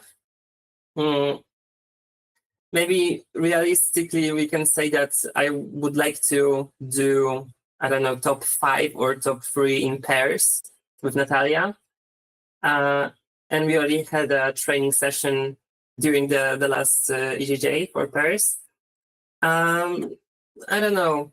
I don't know what happened with teams. This is the whole other thing. But for individuals, I'll see. I'm trying. I think my goal for this year is to try to get as close to Veronica and Christian as I can. I think that's a great goal because they are very fast puzzlers, and once you're reaching that like and you're, I mean, you are in that upper echelon of puzzlers. A lot of times it comes down to just what the image is on the day, right? Because you can have something that matches you very well, and that gives you a little bit of a bump, and it might be a detriment for somebody else. And those little advantages and disadvantages can be enough on the day. So sometimes, you know, being in the top the top 5 or so isn't always just a who's the fastest puzzler. It's sometimes a who's the fastest puzzler on that particular puzzle, or on that particular puzzle on that day, right? Yeah. Which is really cool. I'm curious, what sort of technical things do you think you need to work on, Victor? Because I know whenever I've coached with some people, and there's some like strategy kinds of things, or like, are you doing DR sunburst, like sort of large scale, or even just hand sort of things? What sort of stuff do you think that you need to work on in order to reach that, like, Kristen kind of level? No, first thing I would say that I need to work on commitment, because I right now am really proud of being able to switch really fast and do different things at once. And if it works, it works. But there are puzzles that require finishing something and then going to something else. And I don't have that yet, and I really need to. The other thing is to learn how to trust yourself faster. This is actually what happened yesterday in the competition from Cherry Puzzle. I made a mistake of not trusting myself, and I wanted to go hyper analytical about the puzzle and to do the best thing that should be done.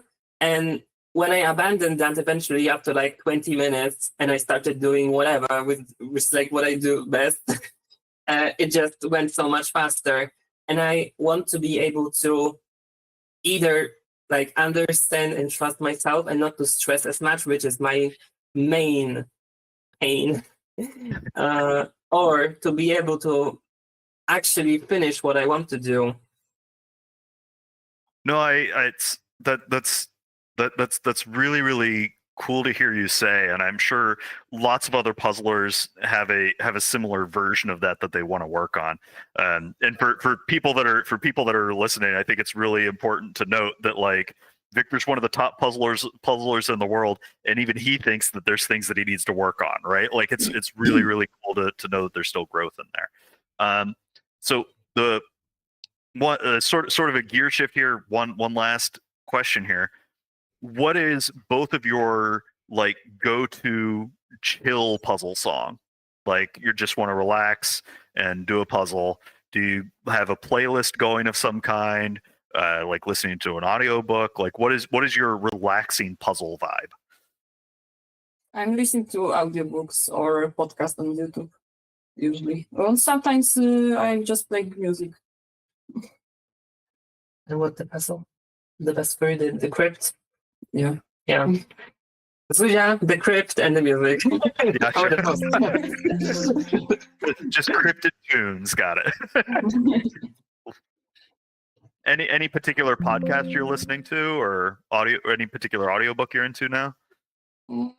Podcasts is just something I'm just interested in, like biology, technical podcasts, something about paleontology. But if it comes to audiobook, I read kind of a lot, so it changes fast. Gotcha. No, that's really, really neat. And what about for you, Victor? I don't know. I recently rarely puzzle for fun. I mean, I do have fun. Today, I had so much fun. If you could hear what we were talking about during the competition, I was like, I love this puzzle. This is so fun. But I know what I don't like.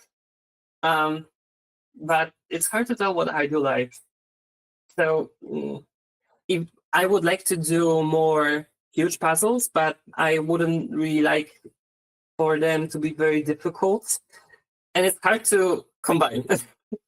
I would like to have the easy puzzle that I can just sit and just not be stressed about and frustrated with. But also I would like it to take long. And so it needs to be huge and easy, but the bigger it is, the harder it gets. And it's like, it's a tough balance rope to stay on, but it's really exciting. And I just want to say again, congratulations to both of you.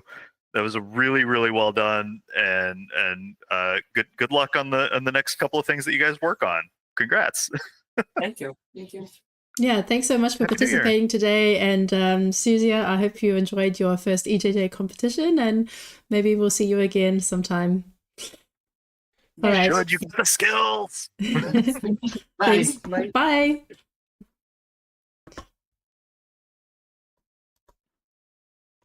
All right, Kiara. Sorry to keep you waiting for so long. Hi. Hi, did you have a nice puzzle to do in the background while you were waiting? No, I was listening mostly, but yeah. I will go back to puzzling later today. I'm working on the big puzzle now that I have like this weekend still mostly free. So there wasn't enough time to set that up now. Yeah. So how did you enjoy today's puzzle? And Nicola as well. Yeah, it's a nice one. I did not remember that Heye had so many false bits though. Like that was a bit annoying, but like it's a really nice image. And so I had fun. And I think it's also really good for like me and Nicola because like there's a lot to sort for him. So like he could do his job really well. So that helped. Yeah, it was a nice one. That's great. Yeah, tell us a little bit about your guys' approach on this. I think like it's usual thing. Like we flipped everything. I started the edge while he was sorting some blobs for me, and as soon as those were there, like I started doing like the various trees and like the colorful things. And I did have some mistakes. Like one of the first things that I did was like the purple tree. And like one of the pieces, like I had 2 floating pieces that I left there. And that's because like I put a piece like next to the edge that was wrong. And it even made me think the edge was wrong later on, like midway through the puzzle. So like I fixed that like 20 minutes in, I think. Yeah. And then like I did the flowers in the sky while he finished the edge. And then we swapped again. And like he did the sky and I tried doing the rest. And then he helped me with the last pieces. Well, yeah, it was a really fun puzzle. Nice way to start the year. Well, yeah, no, I was gonna say, like, how does it feel to do so well on the first EJJ of the new year out the gate? It feels good. Like it actually felt really good at the end of the year. Like I've been a little bit on a speed puzzling break, kind of. Like in the fall after Worlds, like for a while things were fine, but then I started, I don't know, it was a mental thing. Like I started feeling kind of slow and like a bit unmotivated. Like it was a bit hard, probably also because I wasn't doing that much puzzling. It was like Worlds is over, I have time, I can concentrate on work and other things in my life. While people like, you know, Victor, like he was doing puzzle all the time because like he has a lot of time, and obviously like you can see how much you put into training also in the results, not in a huge way, but like it does make a difference, I feel. And so towards the end of the year, like after, you know, I went to Kati and we puzzled together, and then like that was a very big boost for me. And then like we did well in the DJJ, and like the couple that there were like the week after also went well. Like I think I just was just more excited about puzzling again. And so yeah, then I more or less did not do any small puzzles since the last DJJ till now. Like I did 4 in the past couple of days, like 3 with Nicola, who like trained with me a little bit yesterday, and 1 on my own like a few days ago, and that was it. But I have been puzzling a lot, and I think it has been good for me. So it feels really good. And now, well, mostly I'm waiting to see what happens for Worlds with the new rules.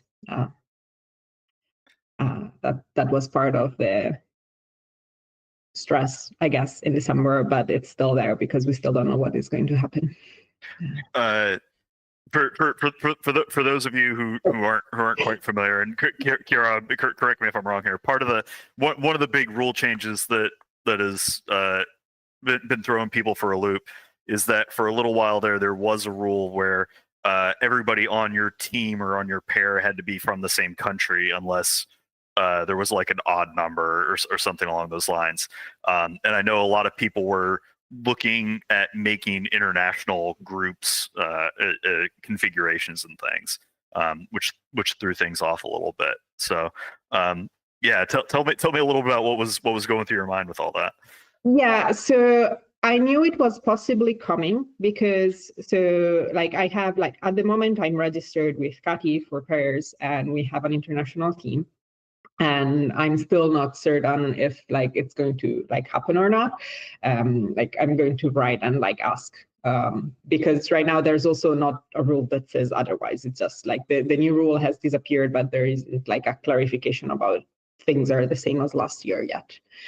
And so since we were already planning on trying to do this fun team just because we are friends mostly, and so we wrote to them last year asking whether it was possible to sign up to have an option of not representing a country for teams.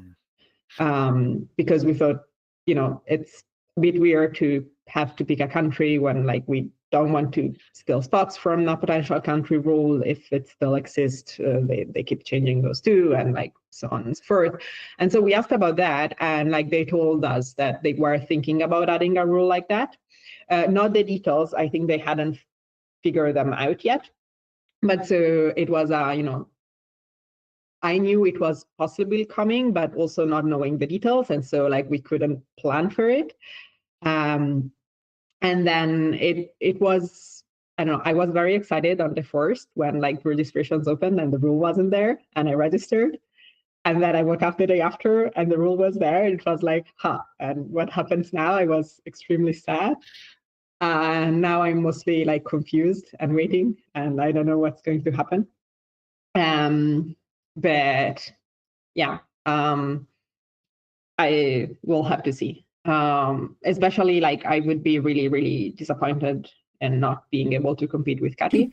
And I know this is a big year. I'm not able to take 6 months off from work to just train, but I will also do my best and try to keep up.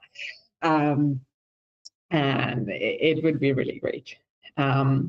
Otherwise, my future plans are worst case is I'm going to get my German citizenship, I think, and that's another thing that I hope Worlds is willing to change and give people a chance to switch citizenships if they want to, because what it used to be is you have to pick it once when you sign up and then that's it for forever. But if they start adding these kind of restricted rules, I hope that they are going to let people also change nationality if they want to. So we'll see. And yeah, I guess it was surprising for a lot of people. I saw a lot of people being surprised and confused on Instagram, which is probably why they reverted it. I don't know. I haven't talked with anyone. Yeah, because when I woke up so I registered as soon as I woke up on whatever morning it was, the 1st of January. I didn't stay up for the fireworks. I went to bed early and then I woke up and I remembered, it's time I can register. So I registered straight away just for individuals. And then already there was a chatter going on in my New Zealand group of participants, and then they were already discussing this new rule, and I was like, because they're in a different time zone, so they had already had time to read all the rules and process it. And then so I was just catching up on the information, and then they were talking about that mixed pairs would not be allowed unless there was less than 15 participants of this from both countries or something. So basically only the small represented countries could pair up together. And then, of course, of course, the biggest example of an international pair are you and Kati. So people were like, well, what does it mean for Kati and Kiara? And then once I went onto Instagram, there were other people commenting on it, like mixed couples, like where husbands and wives or partners who live together had two different nationalities, and they were saying what we were really looking forward to puzzling together as a pair, but does that mean she needs to go find someone from her country and I need to go find someone from my country? And I could really understand it from that perspective, because while it didn't affect me, well, it kind of did last year because I had an Austrian as my partner. Yeah, it does mess up a lot. Like competition is one aspect of the worlds, but also the opportunity to puzzle with international friends is also a really big aspect that you don't have in other sports. And this is something that's, I think, at least in with the speed puzzling, it's quite unique and is also one of like the fun factors. You know, people can, if they live in the country where their nationality is, they can most of the time puzzle with someone at regionals or national competitions with someone from their countries. But I do see that people also really look forward to puzzling with their international friends at the Worlds. So I did see that like 2 days later they retracted that. So yeah, I hope that is like the status quo now and that stays that way. But it was an interesting rule that appeared and then disappeared quite quickly. Yeah, I wonder, like, I think like wanting to be more similar to actual sports, I guess that's part of the reasons to go towards that. Mostly, I don't know, I think we're small enough that it would be really nice if at least they left the option open for like people that like live in the same country, like, but they would have to change the whole registration system, right? Because then like you would need to be able to pick a country you're a resident of instead of just, you know, having a passport for or whatever. But yeah, like that's mostly like I could understand it if at some point, you know, you cannot just puzzle with international friends because, okay, but I live here. I've been here for 5 years, and like, why do I puzzle with Kati? Well, also because she lives like a couple of hours away from me. Like that's like why we paired up. And it would be really sad to lose that. And sure, like I could fix it for myself when I get my citizenship, but like it's not that easy. Or like if we were talking, you know, you also live in Germany, Michelle. So, you know, like up until a couple of years ago, if you needed, no, last year only, if you wanted to get citizenship here, you would have to renounce your previous one. And so like I'm pretty sure that there are a lot of people in Germany who wouldn't have gotten citizenship even if they could, just because of that. And same like other countries, I don't know how easy it is or like hard to get citizenship in various places, even if you live there for forever and you have, you know, permanent resident status. And then that does block you from being able to compete with someone who lives next door to you and you're friends with and you meet with every day. That's kind of sad. But, yeah. I'm sorry, I just need to mention Clara Skalova. You just adjusted your camera view and now we can only see the table. Did you finish? Because we don't see a done message. And if you haven't finished, could you please adjust the camera back again? Yeah, so I actually have been looking at citizenship. It did cross my mind. I was like, oh man, you know what? I've been in Germany for 15 years now. Maybe I should just get my German citizenship without giving up my New Zealand citizenship. Yeah, because I'm like, will I ever be able to participate in a national competition?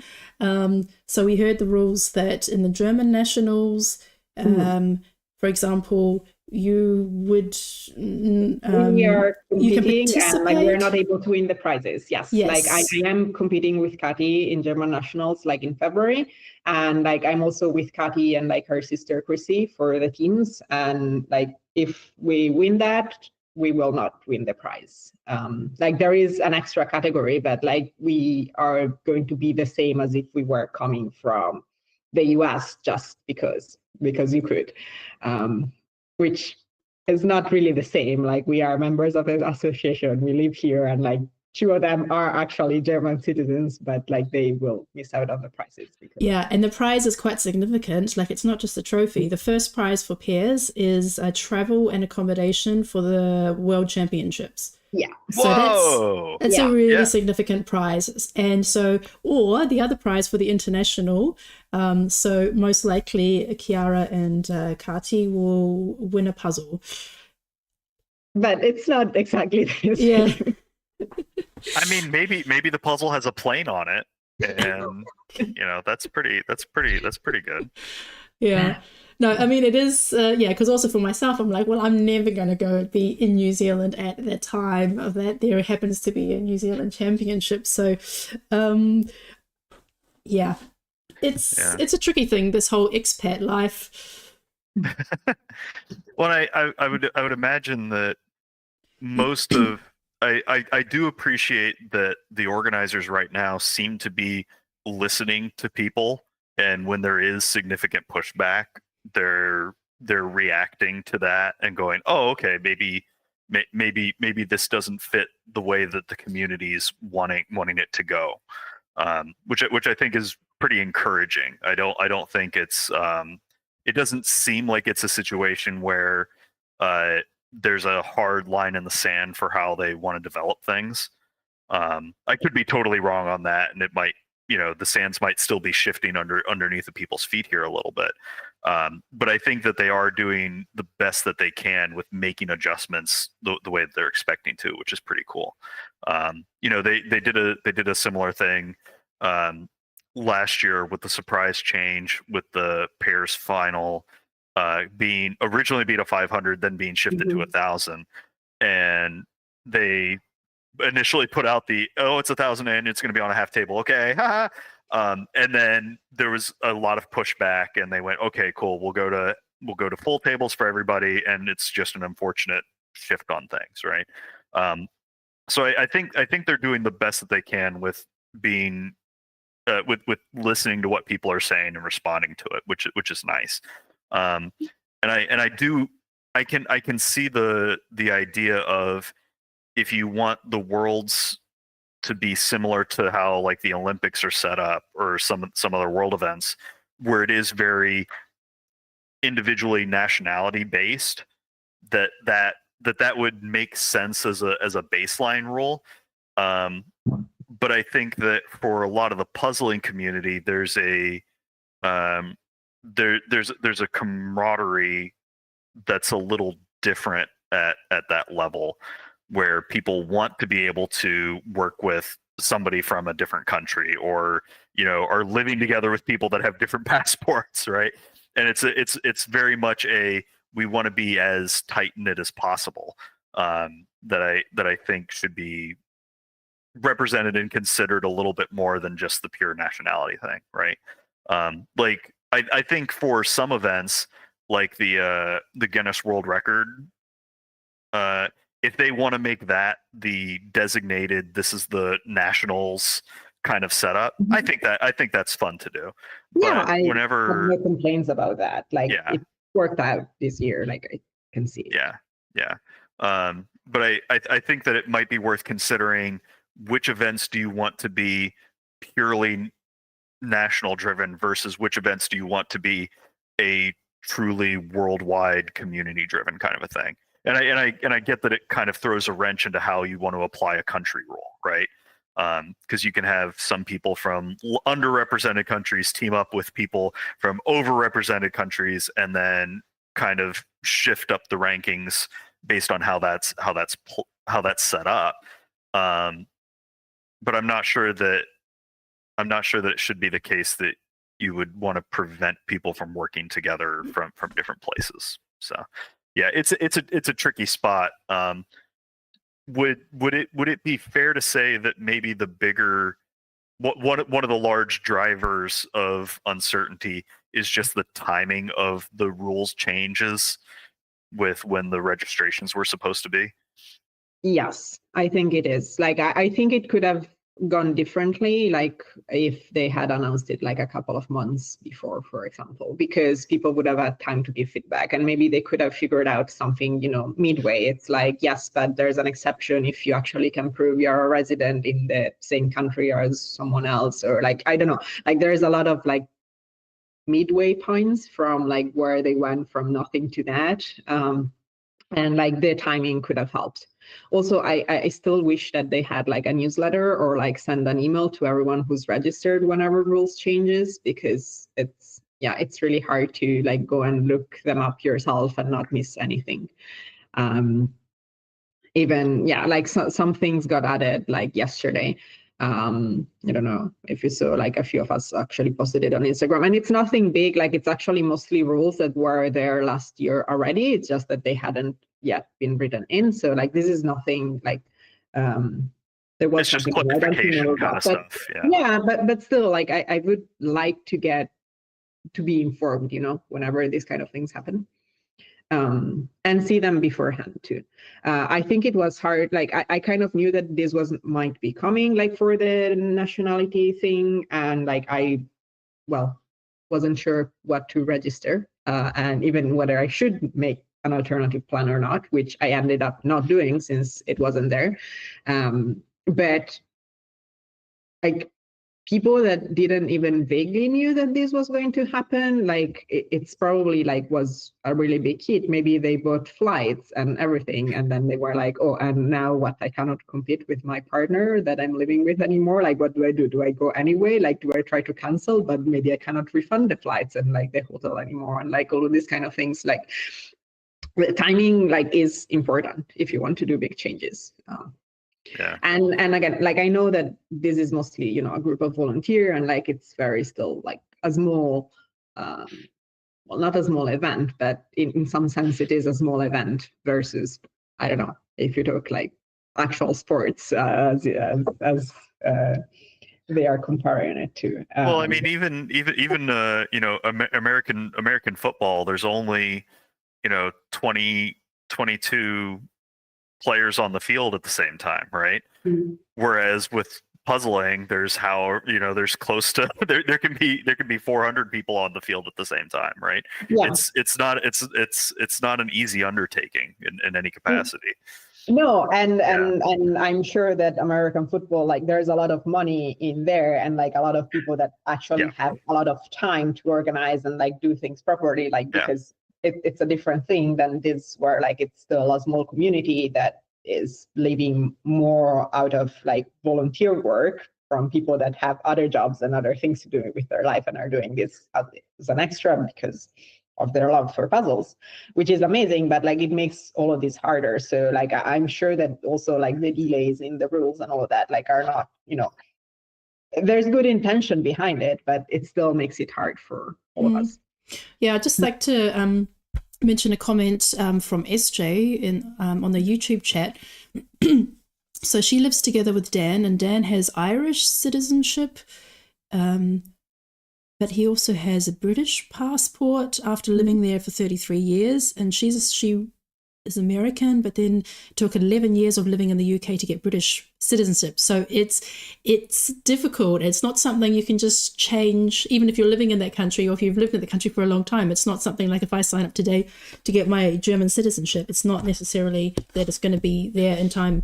No guarantee that's going to be there in time by German nationals or by the World Championships. So it is a tricky process. So yeah, so maybe there needs to be, like you say, like some kind of midpoint. I mean, something like a national competition to say maybe like citizenship and or minimum 2 years of residency or something like that.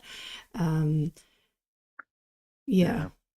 I mean, I kind of waffle back and forth because on one hand, most of the national competitions require you to already be from that nation in order to win prizes and everything. So it seems kind of odd that Worlds. It feels like Worlds is a continuation of that process as opposed to a let's get everybody together kind of thing. I'm not wording that very well. But I think most of the national competitions actually are like more free. Like even in the US, like you if you are a resident, it doesn't matter. Like even if you are a resident since 2 weeks ago, you can participate and win prizes if you are citizens. And like that's one of the longer established national. Yeah, that's what I was getting so at. Yeah. They are like inconsistent between each other, and I hope the new group association, I don't remember the name, but like that ILPAC, something like that. ISPAC? The new group, yes. That they're trying to like figure out some sets of, possible common rules, like as recommended at least, so that like all the nationals start being more aligned with each other. And like this is going to be something that they will also try to figure out, I think. But yeah, so it's the ISPAC, that's the International Speed Puzzling Advisory Committee. So the members of that are people that are well known and who have experience in volunteering or in analysis of the competition. So that includes Rika, William, the Mickey Mouse ear guy, and Christine from Spain/Australia. So some of the people you may not recognize their names, but you've seen them. You've seen them in the yellow tops at the Worlds, and they've been involved in organizing competitions in their home countries. So we're actually going to interview Rika about that in a future EJJ. I think it's later this month when she helps. I think it's number 43. So we will take some time to talk to her about the recommendations that have been made or that they're preparing. It doesn't mean that it's going to be taken on, but at least they're saying from their perspective, from an international view, to how to make things more standardized. And one of the things the thing that jumped out to me when I read the website, their recommendation is that there is everybody is equity, which means everybody has the same table space regardless of their placement, which means it doesn't, so not the top 10 or top 20 get their own table and everybody else is squished in as a pair, side by side, that even those who won their preliminary round, that they also share a table for the next round and not have the extra advantage. And I thought that was a good recommendation. I always found that a bit weird. Like it's nice to have the big table, but it also feels a bit unfair. And at least they are not doing it anymore at the beginning, because like I think there was a year in which like it was also meant for like the first round. I think they brought it back. The first round already? The top 8 classified in each group will participate in a single table in the next round. Yeah. But like at least, at least in the first qualifying round, everyone got the space. Yeah. While I don't think that was always true. I think like the first year, like almost everybody had this single table, but like some people were sharing it, and people were like people that they knew were fast, probably because of previous participations, like got placed like at the front, and then it was kind of random, and like you could get a single table or you could get a half a table, and it was like, well, wherever you land, because we are not full, so we have room to give like some people like a full table, so we will do that. I'm not sure if I'm misremembering or if that was my interpretation of the rule and it happened or didn't happen afterwards, but like it still doesn't feel fully fair, especially when you're close. Like if you're like, you say, Kristen gets the single table, like sure, like she deserves it. But like I'm there like in the middle enough to say like I can put that as my goal for the semifinal, like place well enough to get the single table. But also I don't feel like I'm that much faster than the person like 2 spots after me who doesn't get the single table, and like then I'm going to have a slight advantage in the final, which yes, I earned by being like 30 seconds faster maybe, but with 30 seconds, like it's also possible that with a different puzzle they would have beaten me, right? Yeah, it changes the problem, right? Because you have you have a very different piece management situation if you're on your own table versus with somebody else, right? Because you don't have to worry about a piece maybe sliding a little too close and the other person picking it up, or that unintentionally, of course, right? But the space restriction changes how you approach things a little bit. And that, to me, the inconsistency there changes what the results can sometimes be. It may not look like a lot, but it can add up, right? Especially over the course of 500,000 pieces, those little things add up over time. Yeah, no, it's an awkward space to be in, and I can see where there might be an argument for, well, we want to make sure that the cameras are able to get in and see some of the likely winners to have easy access to and everything.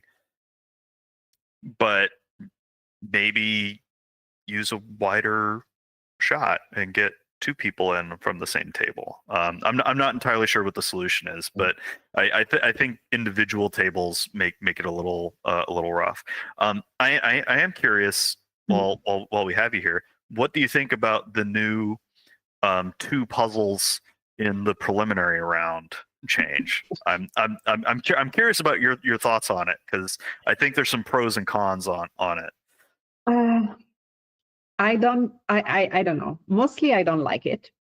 Like, I wish they would do like a one-off print of like a new puzzle. Like, I don't know, like they did at US Nationals, take some stock photos. They're not going to be great. You're going to print 100 of them, and then nobody is going to ever puzzle them again, and nobody even cares because they're maybe meh photos, but it's a new puzzle for everybody. I think it would be a better solution to balance the not accessibility of puzzles for everybody than this.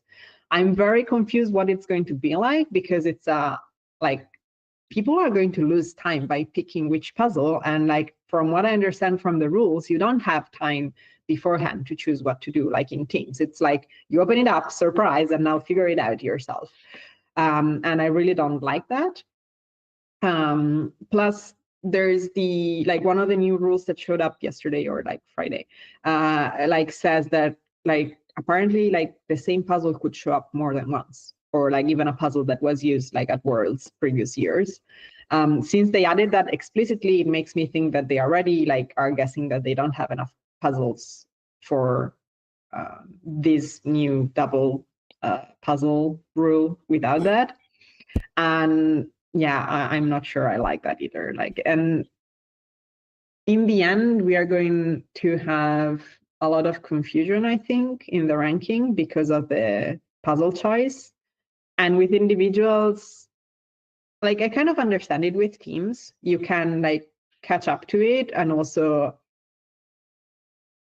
I don't know, like there's fewer teams, so there's also more spots to go through, and it kind of balances it a little bit. Plus, with 4 people, you like the difference in like how much the puzzle choice makes is still huge, but not as huge, because there's still 4 people working on a puzzle. If you're alone, like how much longer it can take you to do the wrong puzzle can be like a huge thing. I don't know if they're going to choose similar puzzles to each other or like very different ones. So I guess that could matter, but still, I don't know. I don't think it compensates the fact that you might have done one puzzle and not the other that much for it to be worth it, this extra time and like thinking. But I guess we'll see. Do you have your own thoughts about it? I think there's pros and cons to it. I think the baseline, sort of what you said earlier about the line about not being able to promise that it wasn't used in a previous competition. I think that if they're planning on going the previously published route, they kind of have to use that as a disclaimer, because they have to plan so many months ahead of time which ones they're going to use, and it may show up at like German, or it may show up at one of the other places. So no, but it mentioned Worlds. It mentioned another world competition, including this one, right? Yep. Yeah. So that's and I totally believe that there's a chance that they could use one of the previous finals or prelims, right? Like, it wouldn't surprise me if various versions of postcards show up across the board, right? That's sort of like the puzzle ABCs or Twinkle Twinkle Little Star. Like, everybody's going to have seen that. I think there's an argument to be made that if you're in your preliminary round and you have an option of 2 puzzles, you can choose which one you're likely to have a better shot at, rather than you got a bad luck of the draw on a prelim and got a puzzle that didn't agree with you, and then you're kicked out for the rest of the thing, right?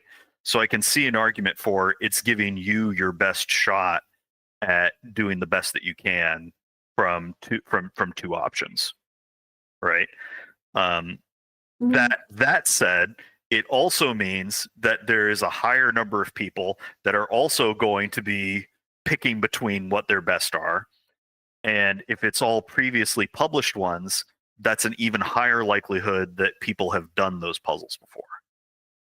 And so you run into a situation of people who have done puzzles before versus people who haven't done it before. And that's a pretty significant bump. And I don't think it compensates it, right? Like if they have done the puzzle before, they have done the puzzle before, no matter if they get 2 to pick from or not. And Right. the fact that you get 2 to pick from probably doesn't give you an advantage there.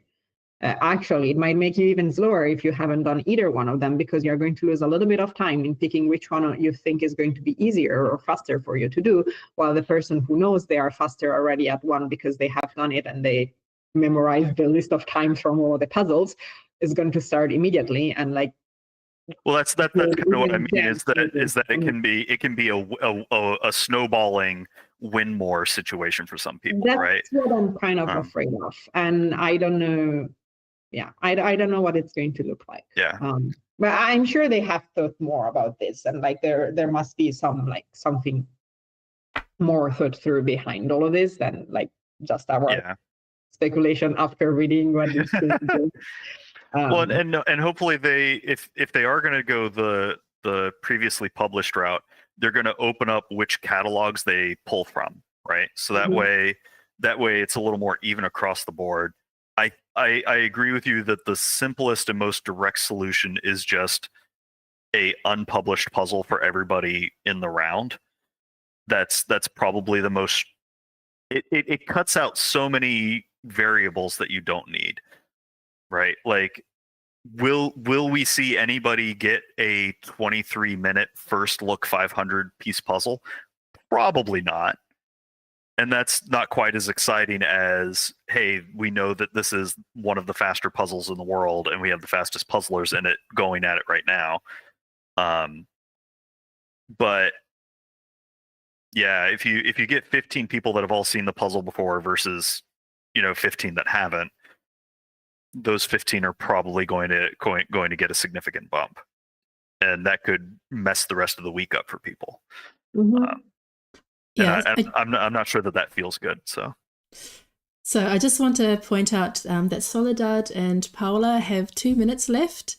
So yeah, keep on going. You're doing great. Try and connect your borders at least. Do the thing, yeah. The big join. Let me make it. Here it is. The migration. Oh, watch the edge of the table. Oh man. Oh, there it is. Success. Yes, there we go.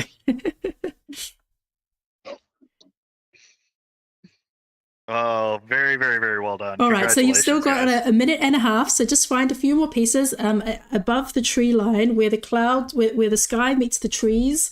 That's a different shade. You might find some pieces to connect it on there. Yeah.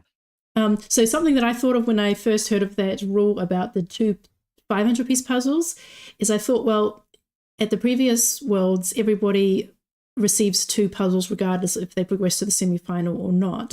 So maybe this is just a way of, rather than having another, I don't know, 600 people lining up at the tent to get their free second puzzle, that they basically just get it there at that moment. And then then also I was thinking, because I was a judge and I was walking between all the aisles and trying to dodge like plastic bags and boxes and just kind of shuffle things out of the way to make the space free for the camera crew.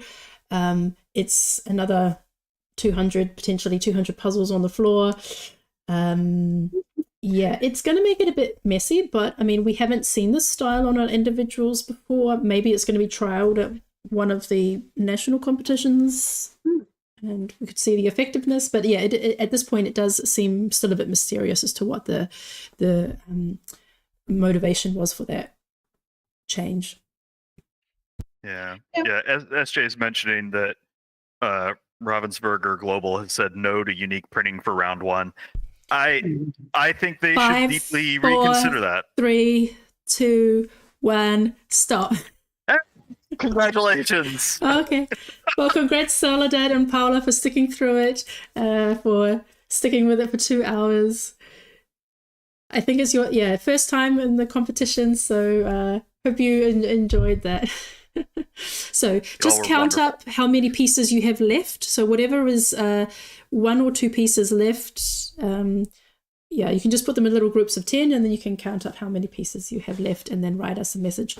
But yeah, go ahead, Jim. Oh, he said that they probably said no. Yeah, they've said no explicitly, and which I can understand their point a little bit, but I don't know. I think for the health of the competition, it would make more sense to have unpublished puzzles in each round.